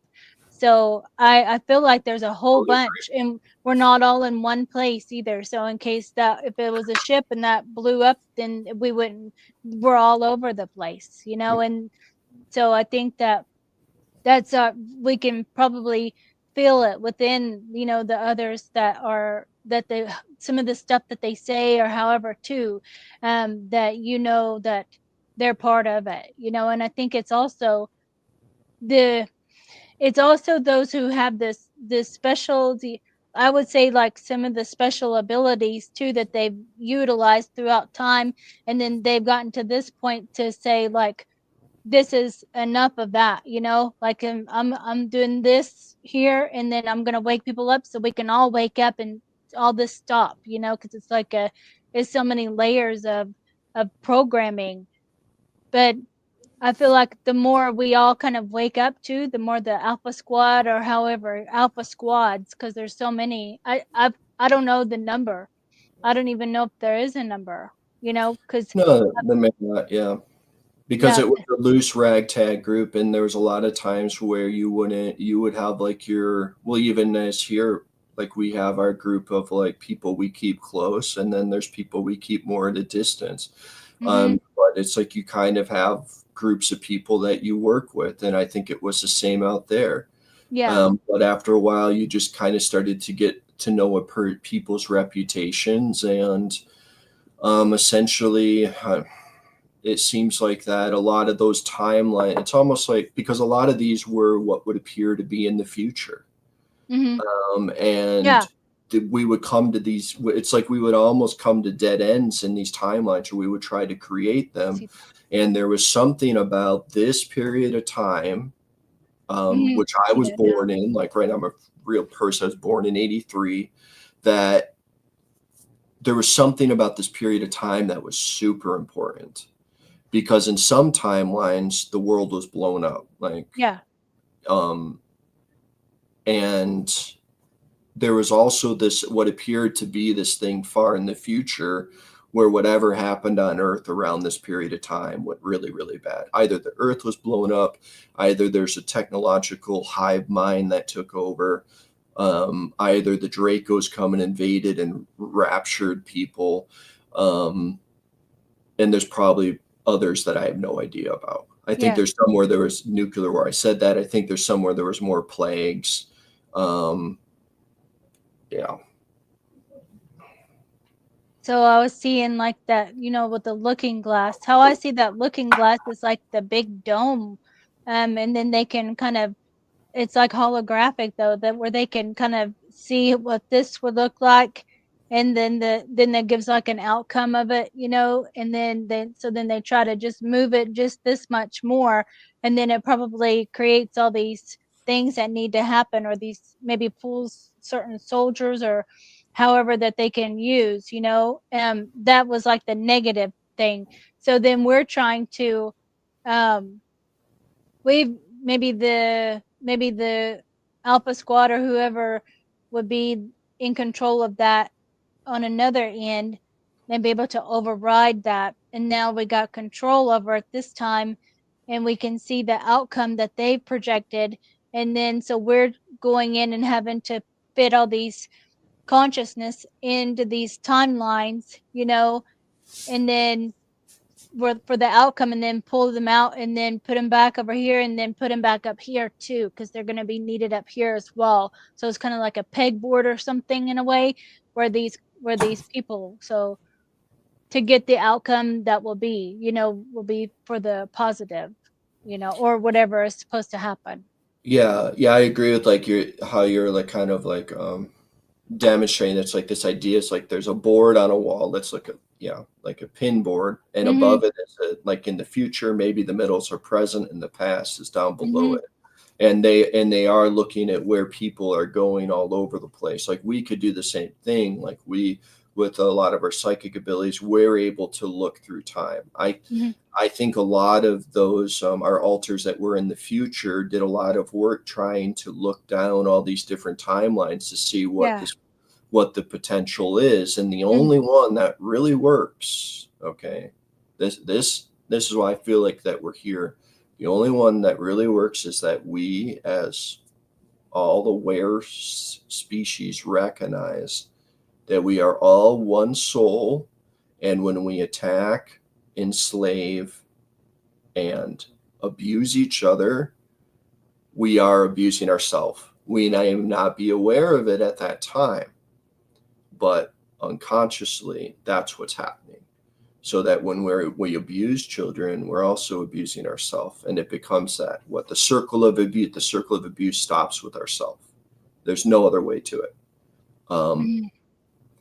and I that I can think see is that the people. importance of our mission. I can see they would pull us. I can see like a white room, however, and then they have these seers, and then they're asking them to show them the timeline for this too, so then they're depending on these seers to be able to give them the answer, so I think sometimes these seers have been manipulated in this time in the future thing, or they um maybe they maybe they were given a different download, or um their program could have been breaking down too, so but it seems like they were like in a like Mission Impossible is what I was seeing, how they lay in those pod things, and they're like a oracle kind of thing, so they were they were depending on them, so I think that's all they could go off of, because they didn't have this psionic ability and psychic powers and stuff as we did, so it's like we don't need the oracles, because we are those, we are the seers and stuff, we have those abilities, and so all Yeah. we need is like a coming together and working out what we need to do, and then each one of the groups, or however, they came up with their own plans. And so that's how I kind of see with that going, as you're talking about being one consciousness. Well, it's like maybe they're all plugging into this to bring out the outcome of that. Mm. Yeah, I agree with that. It appears so. There's like this way. It's like technology can, let's say, mirror spiritual phenomenon. I think that's what a lot of technology is that instead of telepathically communicating with someone and just saying hi with their minds, maybe because we've lost the ability for whatever reason, instead we talk on the phone. Um, it does appear that there's, as I think some people say, there's collectives that experience reality from the perspective of the shadow, and then there's collectives that experience reality from the position of, let's say, the light. Mhm. Um, and we've all been on both sides here or there all through Mhm. time. Mhm. I like to think that there is, I personally have no reason to believe that there's not some sort of superior consciousness, whatever that may be, that is involved with helping us come out of, like, the Buddhists, they talk about the lotus coming up out of the mud. Like, Mhm. this reality is we have been in the mud, but we have been a seed of potentiality, and we're now getting to the point where we have the cape, we can very well push up out of the water. That's what we're trying to do, and Yeah. to be that lotus in this dark world. Mhm. That is, if we choose it. Yeah, because it's like by ourselves though, we're just growing, but if we have more of us like the light and stuff, then we'll grow up, grow. even stronger, you know? Hmm. And then it includes all of us. So it's not like Mhm. anyone has to be excluded. It just, the question is, can we choose that? Can we choose to? And it's a struggle for Yeah. everyone. It's like Yeah. we all don't always act in a loving manner, but if Yeah. we just try, if we keep trying, like our hearts grow with it. I like to think. Mhm. Yeah. But yeah, I gotta. So when talking about Mars, there was this thing where, for I think a lot of us, is that there were two. So we lived like double lives. Oh, One okay. one life was we were out patrolling on Mars or taking territory or cleaning out insect hives, etc. The other one is that the Germans and also Solar Warden. Like, I want to take a step back. It wasn't just the Germans. The United Nations went into space, but you went into different factions. There's mercenaries, there's like Kruger, there's Solar Warden, there's the Japanese had aspects of their own fleets. There's people who are of Chinese descent who are out there. There's people who are French. There's people who are Russian.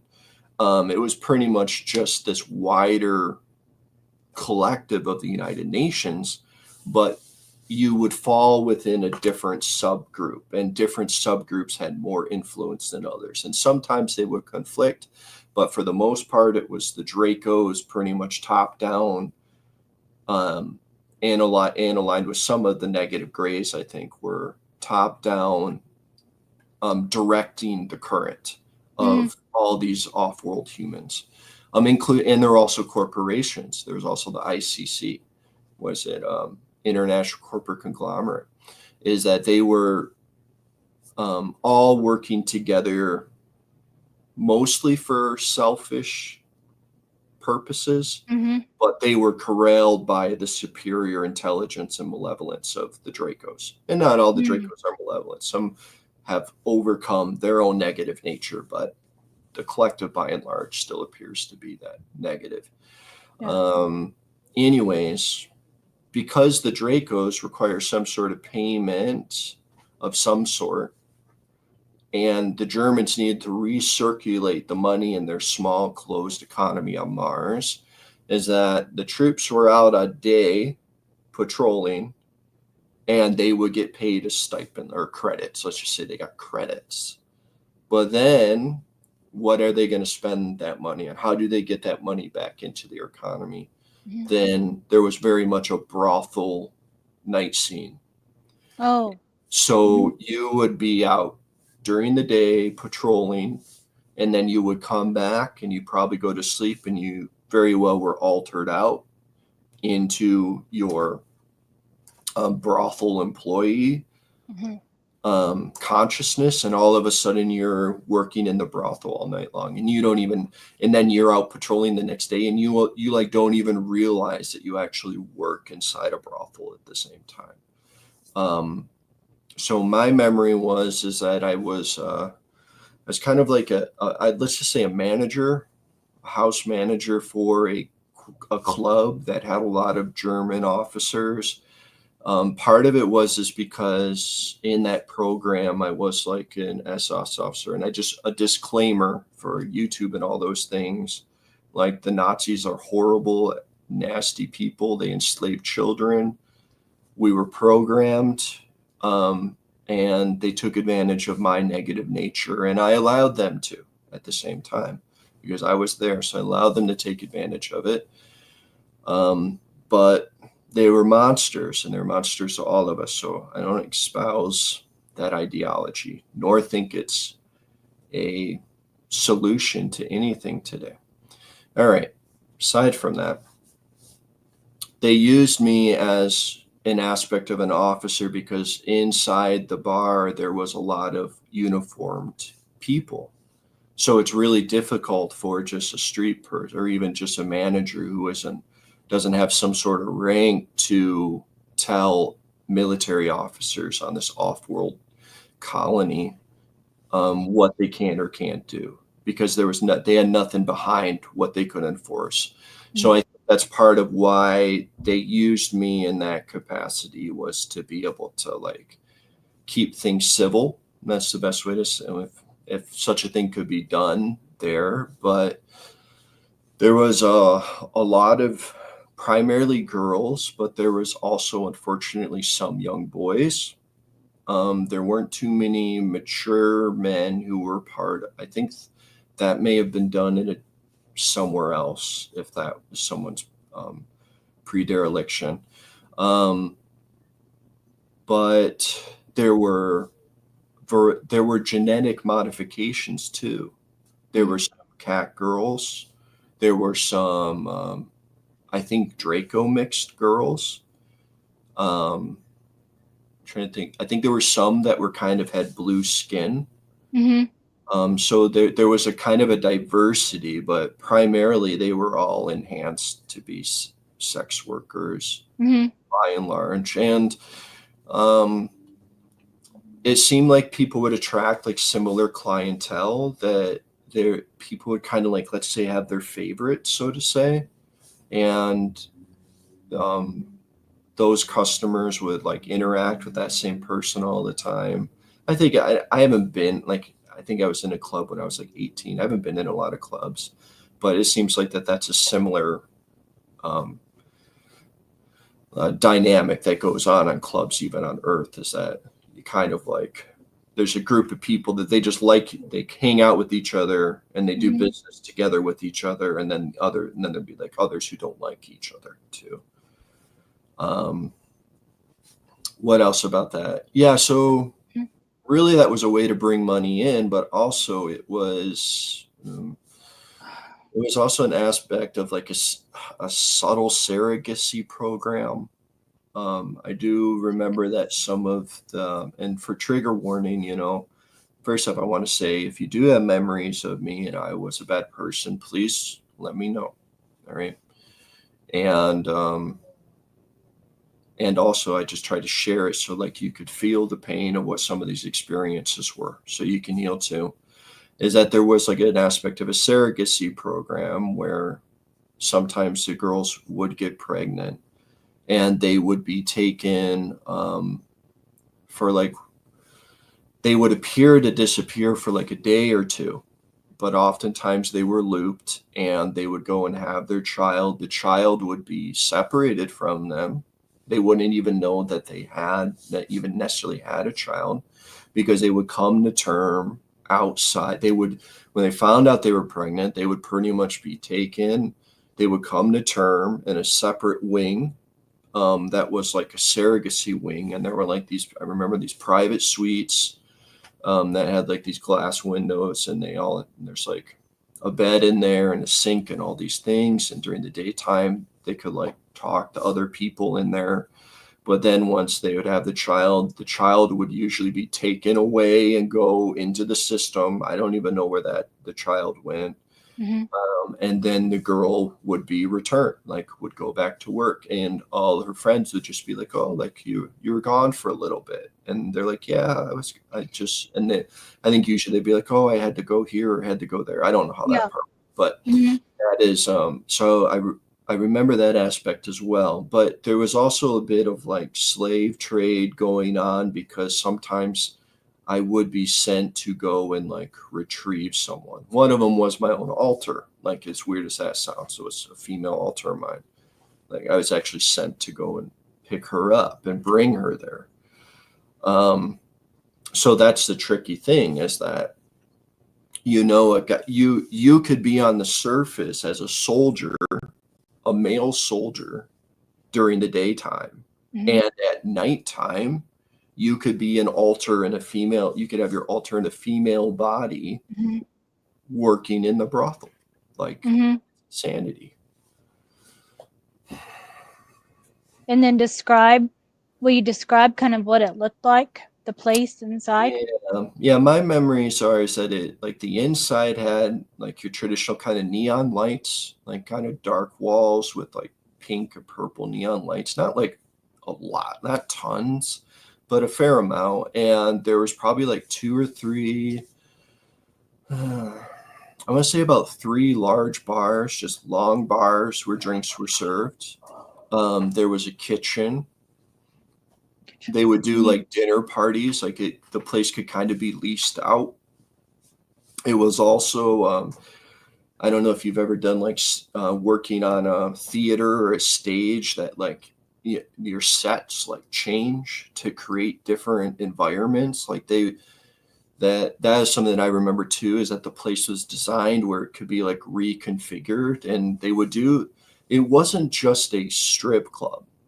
It was also a performance hall. And there would be times where there would be straight up like musical performances, or there would be singers would come in and people would come in and just listen to people sing. Mm-hmm. There was like there were musicians. It was more of like I don't want to say it was quite like Circus Soleil, but it was more of like a variety show. Entertainment. Yeah, it was entertainment because not Mm-hmm. everyone wanted that nightlife thing. Yeah. There were times that officers would come in with their wives and they would have like these big, like we would have really serious fancy dinners. And Mm-hmm. for some reason, like duck was really, I don't know why or where that comes from. I just keep remembering that duck with gravy was really popular, a popular option. So that it's not like it was just this. Well, it was very seedy. Let's be real, but it's not like it was only that. Is that there Mm-hmm. was a lot of other culture expressed that came through there, but it was also a bit of like a hub of a lot of under. There were a lot of private conversations that went on there because it was so loud. It was hard to hear anything that people were saying privately, and there was a lot of espionage and Yeah. spies, and it's kind of a crazy place. Mm-hmm.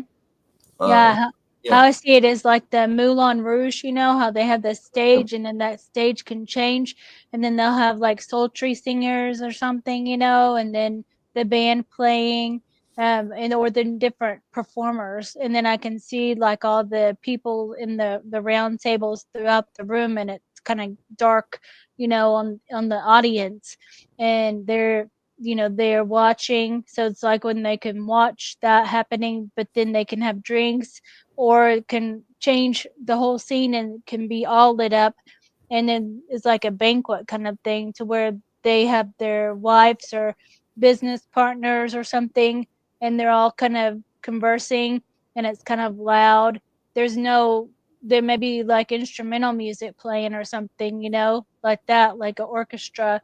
But then I do see then the men, they kind of look like the 30s night, you know, kind of how the like a Clark Gable kind of thing with a cigarette or something, you know, something like that with the hair like the flapper girls or something like the Gatsby kind of yep, thing. That's how I kind yep, of see them looking. And the men kind of act like that too, you know, to where they and the women are more um if the woman was to speak out or something during with that crowd then I think that they would be probably pulled into the back, you know, and probably yeah, punished. Um, yeah. so We it tried. changed. We tried hard. What I remember is that like there was kind of a stand.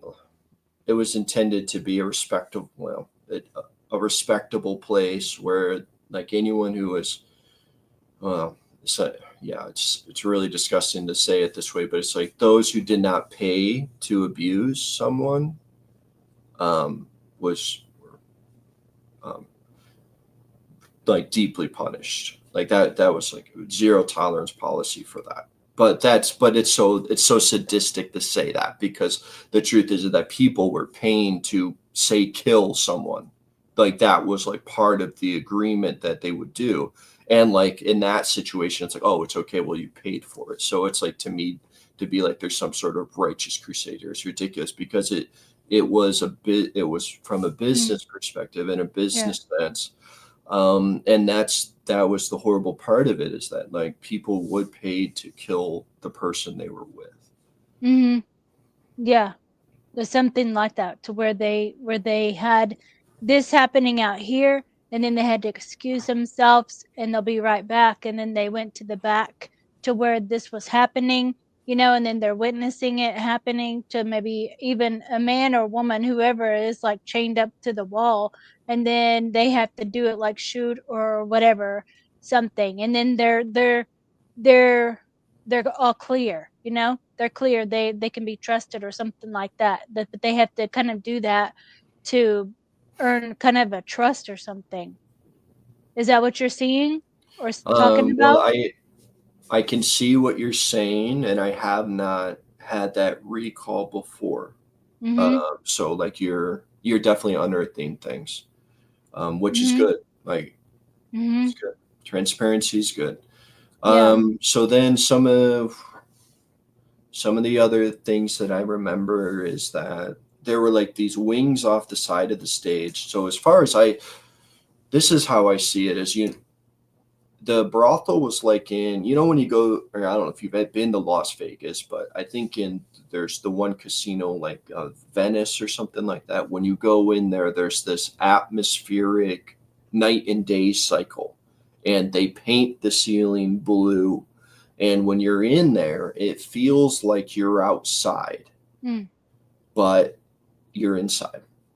This is kind of how like when you leave the brothel, that's what it felt like. Is that you were in kind of this like mate this looked like you were outside, but it appeared to be fabricated.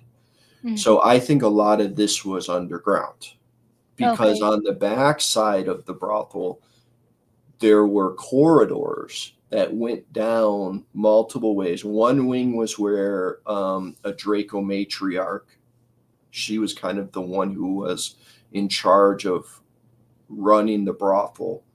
But there was, I think, tunnels that went to the surrogacy wing. There were probably tunnels that went to wherever the soldiers' clones, or the soldiering clones were. Mhm. Um, and in those wings or extensions was also housing for the girls who were working in the brothel. Mhm. And there were, let's say, qualities of accommodation. There were ones that were really nice. There were ones that were kind of just like a jail cell. And then there was like a dungeon level too. Yeah. And why the differences, I don't know. But it there were really bad dark places there, and I remember putting some people in those. People who I tried to tell people that I remember that, and like it was a horrid place, and we were all it's like we were all trapped within the same madhouse together, and we were the prison guards of our own madhouse, How I'm seeing and it they is made it like like the that. big sky rise, above ground, and then they have one below ground. So then they just take it and there's just like there is above ground. It's just the same thing. There's different floors and stuff with the elevators, and you get off and then there's different floors, Yeah, of yeah, living. exactly. Yeah, Mhm. because there were storage wings, and then there were just the long hallways that would have rent. Like you see some of the old like hospitals or institutions. There's just this long hallway with all these metal doors, slot by slot by slot. There's a lot of that. Um, I don't even know but I don't even remember what was behind all those doors. Mhm. I do think that there was that corridor though did connect to a train station, and I also think it connected eventually to the hangars. But there were a lot of security checkpoints along the way, and there were some people that had like unrestricted access. I would say I had near unrestricted access, but I was always kept out of like the very high level decision making. Um, most my memories were really focused around, let's say, if I had a purpose that was doing military ground operations. That was kind of like what I viewed that my main purpose was. Mhm. Were you a bookkeeper? Is that what you said? You did like the Yeah, books and yes, like a manager and bookkeeper, and I collect the payments and I would enforce the payments. But there Mhm. were other guys who were like bouncers and things like that. Yeah. Then you said that you recalled seeing me there at the Yeah, I do remember. I have a memory of like you coming into the office because my memory of you is that you worked a lot with the girls behind the scene. Like you, let's say that you manage, or wait,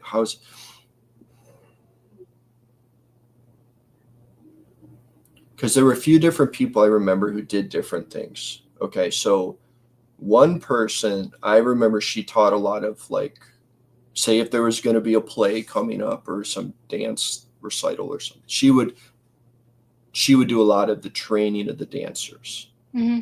And then there were a couple girls who took charge of, let's say, behind the house. Um, and then there were girls who took control of the front of the house. From what I remember, you took a lot of responsibility over the front of the house. You were you're very specific. Like if someone wasn't performing, how you thought up to the standard that you expected. Oftentimes, like you would be having those one-on-one talks with them. Mm-hmm. That's how I remember it. And you were very like you didn't have like excessive expectations, but you had very strict expectations Yeah. of those simple things. Like there were just certain standards that like you would never like, if for example one of the girls was flirting too much with a customer who is known to not pay, Mm-hmm. you would make sure that that like was very like short, would be Mm-hmm. shortened, for Oh, example, okay. stuff like Mm-hmm. that. Mm-hmm. But I don't know, what do you remember? Who do you remember yourself being? Because that's what really matters.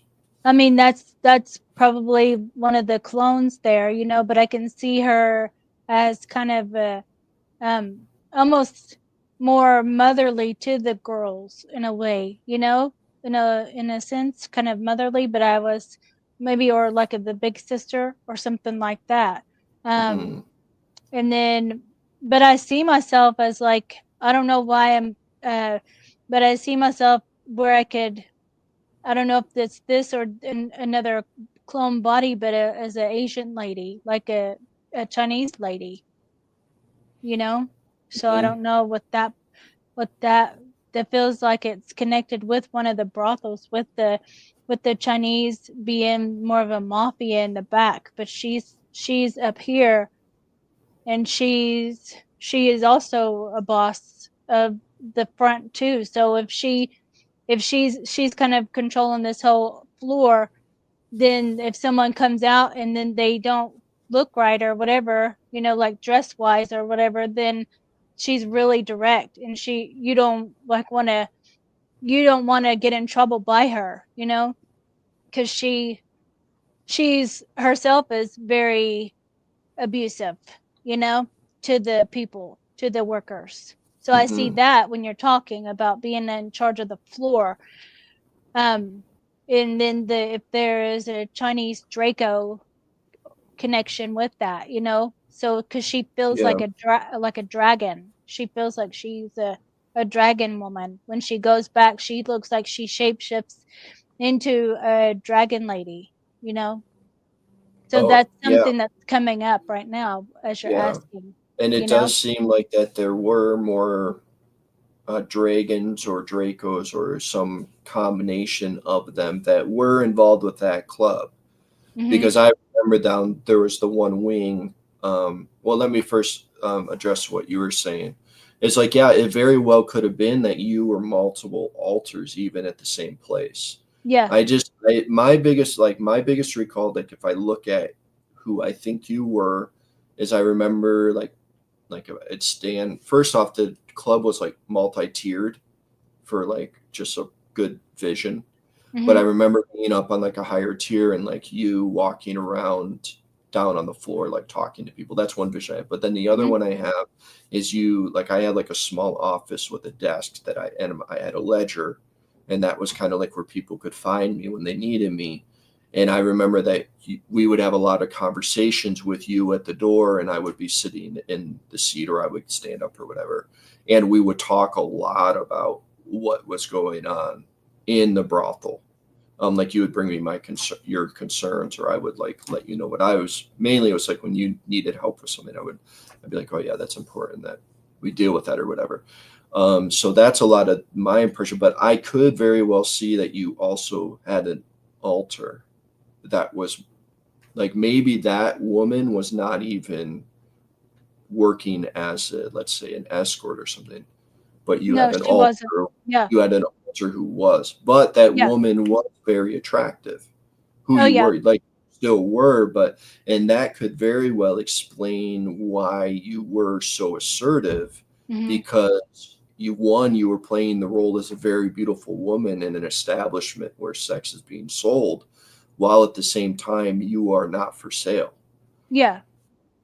Yeah, they all know that too. If she's the Chinese woman, then they all know not to even really even I don't Hmm. even see anyone talking to her, you know? They're afraid of her because she's very abusive. Mhm. Yeah, Verbally and physically, she will have her guys go and take them take the person in the back, and then she'll abuse them, you know? So mhm. if they're not doing if they are lazy or even the guys too in the back, even the workers. So she's like the boss of this place. Yeah, I could full on see that she was the boss at the front of the house. Mhm. Yeah. Hmm. And then she got to do whatever she said. Then the guys in the back that maybe like her husband or something like that, that um they they let her do her thing. So it was basically like her club, you know? It was kind of like that, but she knew everything that was going on in the back too, you know? So she knew that the activity going on in the back, so she tried to hold the balance up front with that, you know, with making sure this stays a certain way so then this can go on too, you know, because um, you know, this has to be bring in a lot of money so they can funnel the money this way, you know, like that kind of a thing. Yeah. Oh, yeah. It was definitely a money making operation. That was the intent. Mhm. And then they Yeah. actually ended up refunneling that money into building out the military more. It's not Mhm. like killing the bugs was paying. It's not like the bugs were killing us to pay them. So Mhm. or paying I us to can kill them. feel her really strongly, you know? Like Yeah. she's like 40 years old or something looking, but she's very tall and thin and she has on like the dress, the red dress, it's like a Chinese looking the dress, you know, with her hair up and a thing, you know, and she's walking around and everybody is so afraid of her, especially like the workers and stuff, but she's just kind of like a dragon lady, you know? Hmm. Mhm. Well, it appears that there was a variety of individuals there who were maybe Dracoized, or maybe we've had past. Let's be real, we could very well have had past lives as Draco. I've I know I've had a Draco altar.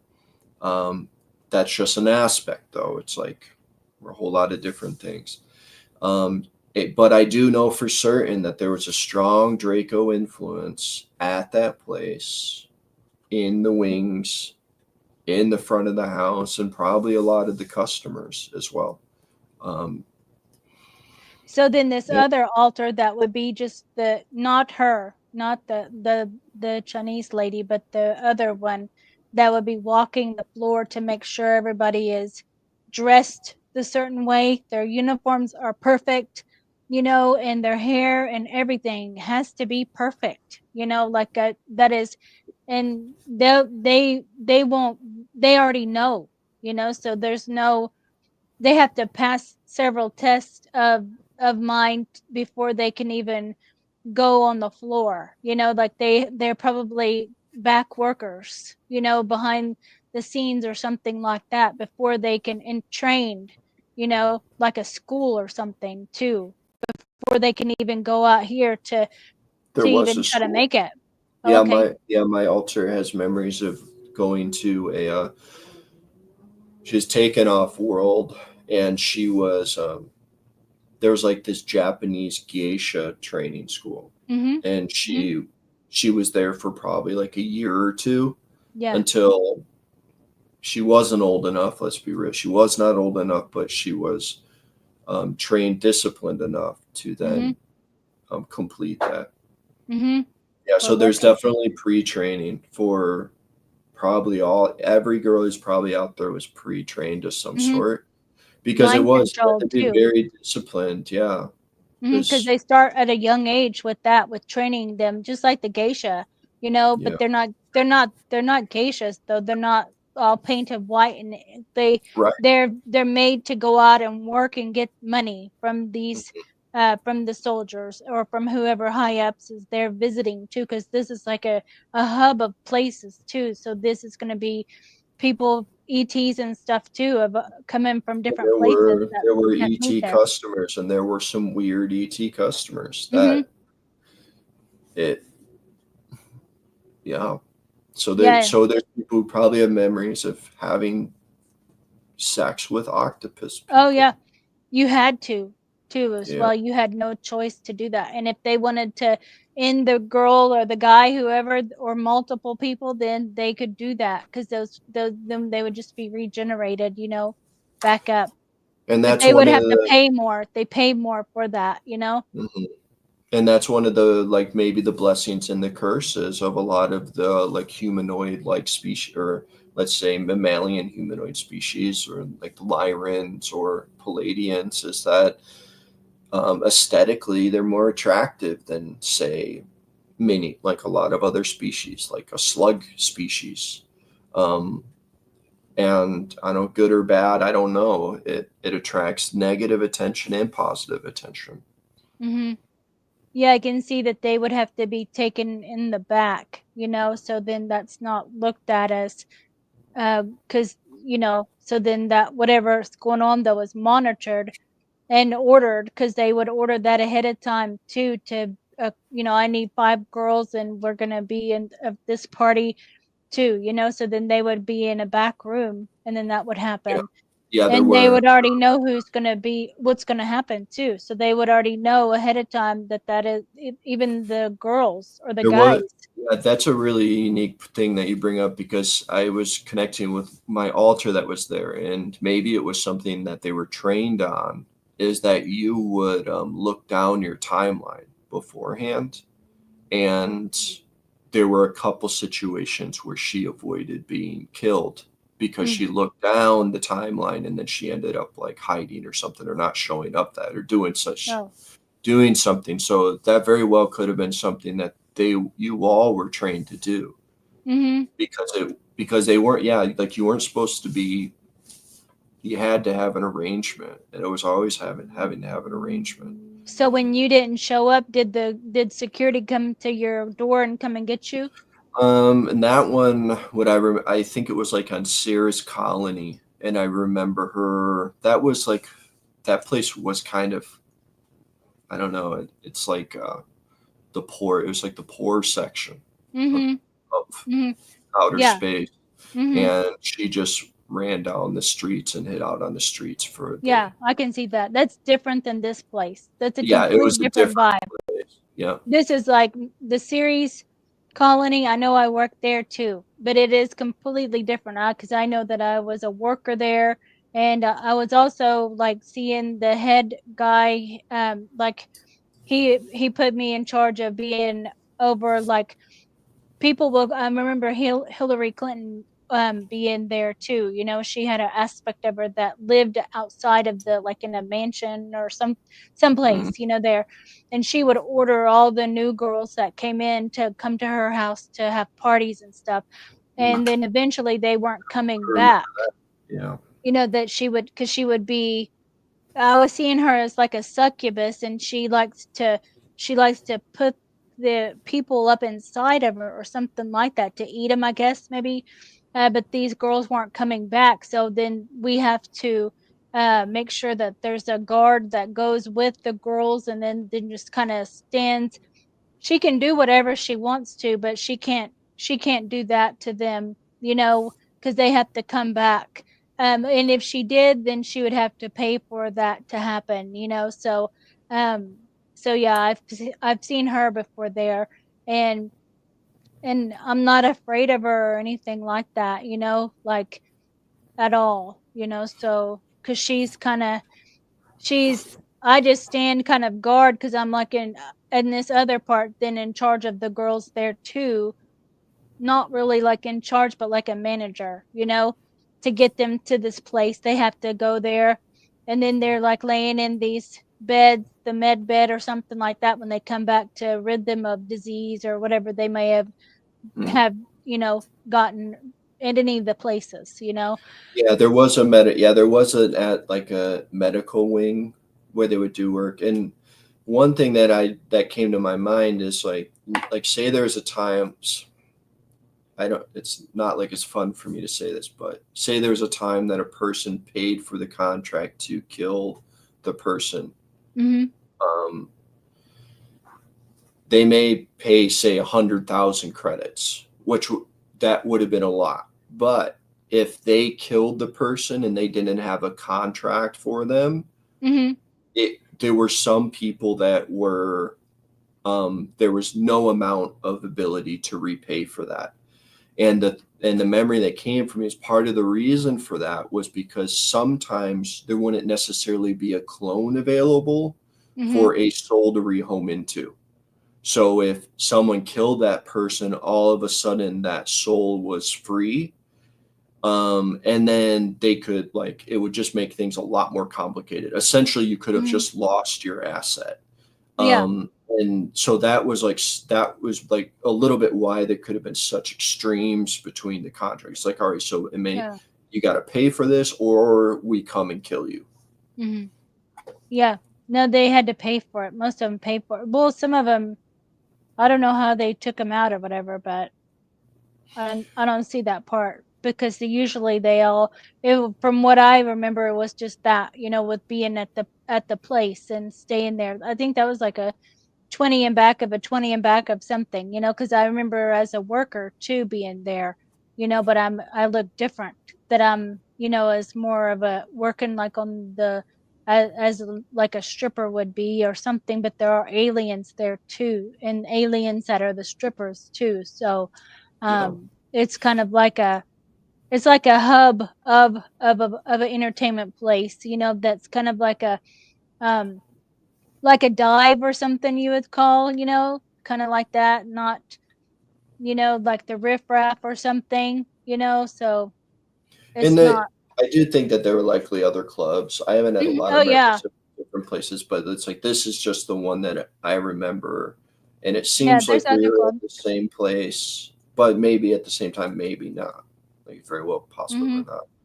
There's other clubs because like walking down the street and stuff, it's um like layers of buildings or something like that, and then there's signs blinking and stuff too of Yeah. that, in that way for people to come into there because they're wanting money. So those girls, all this whole place is kind of like run down though. So it's not much money in this area, in this district. Hmm. It's like, um, some of the lights don't work outside and stuff like that kind of thing. Yeah, that reminds me a lot of the feel of like Sears Colony. Is that Hmm. it's like a rundown mining town. Well, that's what it was. Hmm. They were mining out that Hmm. asteroid or moon, I Yeah. guess. Because I can see some of those places where they would go into like a tunnel or something like that, and then there was a train station in there that they would go into where their apartment was or something. The people that lived there, but the girls who worked at the club, their place was like inside this brothel place to where they never left. They didn't have an outside. That's how I They remember it. only stayed there. Yeah, Mhm. that's how I remember it. And there was like, yeah, there were different rooms. Like if you were quote unquote behaving, you would get nicer accommodations. And if you weren't Yeah, behaving or being defiant, they would put people. I would put people in in that jail. section. In a jail cell, in a Which is basement, just in a dungeon. a dark, wet, cold Yeah. room with a And you metal still had to bar. go and do work. You still had to do work even You as would like, be pulled out. Yeah. yeah, dirty and naked and everything and hair Yeah. messed up, and then they would all be like Yes. How? laughing, like laughing because she's damaged, and nobody would somebody would take her probably and then just abuse her more, like she was up for abuse, like you could do that. You could take her and abuse her or him and abuse him because he was already ready to be sent out, like given away because they wasn't doing their job, Mm-hmm. so they could be disposed of. And then probably, I don't know what happened to them. Then maybe they laid in a healing bed for a while until they healed their body or something, and then and redid their genetic stuff and then put them back, maybe so. Yeah, Hmm. from what I remember, is that if someone let's say wasn't working out, that usually they would be retired. Hmm. They it's just like this soul just doesn't work in this situation. Hmm. Um, but it was strange because someone could have been like a really gifted singer, but then they wouldn't want to be a sex worker, or Hmm. they'd be a really good sex worker, but they were a horrible dancer or something like that. That was a strange thing too, is that people kind of had specialties, and sometimes the specialties didn't accommodate what the customers wanted. Hmm. So what do you want to, about ready to wrap? It's been 2 hours, Yeah, you know? yeah, I don't know. I'm fine with like wrapping up. Is there anything else that comes to your mind that you're curious about? You I close mean, with we that. can we can end it, and then if we think of more stuff, just do another video. Oh, yeah. Something that did just come to my mind is because it's been in the new recent disclosure Oh, circle there's a lot of comments. is if you want to review those, I'll say this thing real I'll quick. post them up on the screen, okay? Cool. There's James Frank. Oh, hi He's in the James. chat. I can see your veins, man. Hi, Bobby and Nathan. Oh, like you could Oh, imagine, Nathan. huh? Who was the Draco matriarch like in terms of personality? Like, oh, Do you know who that is? well, yeah, I think so. Yeah, one thing I remember is that like through the forming, I don't want to talk about it. It's very, very malevolent. Okay, let's just go on with the comments. Okay, Yeah. Oh, hi, Jacob. Jacob, and here's Jane. Thank you all for watching. And Jason and Pisces, they would scam random people, forcing them into knowledge. Maybe we did that. Yeah. If you say it, then that probably happened for you, like that. Yeah. So, Miss Emery, thank you all for watching. We went over a lot of topics, so if y'all have any questions, then you can ask us, on we're both on Facebook. Will you give your Facebook and your YouTube channel?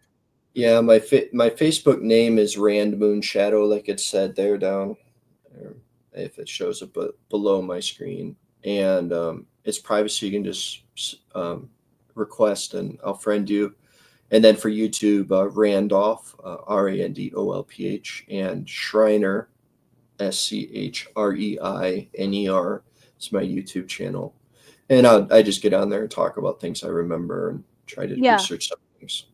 Do you want to answer Emery's question Oh, here? would all these humans have been kidnapped in these programs? All right, so we've hypothesized how many people have possibly been kidnapped on the planet. Um, so some of these things are rumors. Let's just look at it as hypothetical. I've heard some people say that the supposed amount of people that were allowed to be taken every year was either 20,000 or 200,000 people. That was the original thought. Um, Many of those people very well were taken to be slave workers. We look at the number of people that go missing in the world, and we look at the number of nations in the world that really don't have identities in the way that Americans or Westerners have. It's very easy to see how people could disappear. Hmm. Isolated groups of people. So there's a good possibility that people have been taken for slave labor in space. So yeah, so let's say 200,000 a year, and that was somewhere in the 50s. That's millions of people since then. Mhm. And people have been broken up and altered. A lot of people have gone through Montauk. I wouldn't be surprised if 200,000 people have been through Montauk. And then with the kidnapped, it's probably like the program, the secret space program, so they're put through all they have to think be mind programmed, but because like the kidnapped part, I think is more going to be as food or something, if they're not mind programmed. I think with That these part too. workers, they have to be mind programmed and fractured already, with these altars and stuff Hmm. through the programs. Yeah, it like for Hmm. unsophisticated work, if someone's just working in a mine, people would just lock them in an asteroid mine, and they go to work until maybe that person like passes on or dies. I've Hmm. had a couple altars that I found like seen Hi, working on Kelly. mines, but it I would just say it's quite I think the amount of people is quite expansive, and that is part of the ontological shock of people. I don't really like using that term because it's one of those terms that doesn't make sense. It's simply just the paradigm of reality is so significantly different than what we have raised to know that it shocks us so much, and the cognitive dissonance just breaks us. That is what the biggest concern is with the populace, is like, how could, like, if the populace comes to realize that 200 like 20 million people over the last 60 years or maybe more people have been taken into space and used against their will and abused, the collective upwelling of that pain is just maybe too much for any society to handle. Hmm. Did you give your Facebook and your YouTube already? I think so. Yep. Mhm. Okay. And I put it in the description too for anyone who wants to contact Randy or Randolph Moonshadow. Then it's going to be on his YouTube or Facebook, and you can ask us any questions, and we'll have another video of this, just kind of going over some more things to more of the Montauk part that we were talking about. That Yeah, we yeah, didn't we could want to go someday. into. Yeah, when we have more pieces of it, you know. Yeah. Yeah, there's a lot of advanced scientific experiments that went on even outside of Thank you. Montauk and other regions. So Mhm. thanks, Anne Breen. Mhm. Yeah. So, okay then, guys. Well, thank you so much for watching. We really appreciate you all for being here, and I hope you learned some things from us. That's our goal, is to try to release some of the things that we see, and as we go, as we meet each other too, and then we kind of see new things and um, compare notes in a way, and maybe help others, see things too, or open up or awake, however, so we're kind of all, like Hmm. you said, in this together too, with waking up. So Yeah, we want um people not to hurt themselves because of this stuff.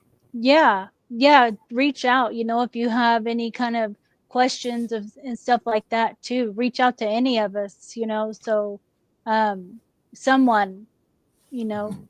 who's in the community, if you have questions about these programs and stuff too, because it can be overwhelming, so I And don't know. Chrissy, you offer services, right, for helping people connect psychically to Hmm. memories Yeah, and I have stuff. my card readings here that I help through these card readings, because it's kind of helps me to tune into the person as well, of what they've kind of been through, and as they're talking and stuff too. It's kind of like a counseling session almost. And I'm a Karuna Reiki master, so it kind of goes in with all of that, with the healing, with me being able to see what's in your auric field as well, or or anything at all in your body and stuff. So it kind of all comes out at that same time too. So people can book a session with me.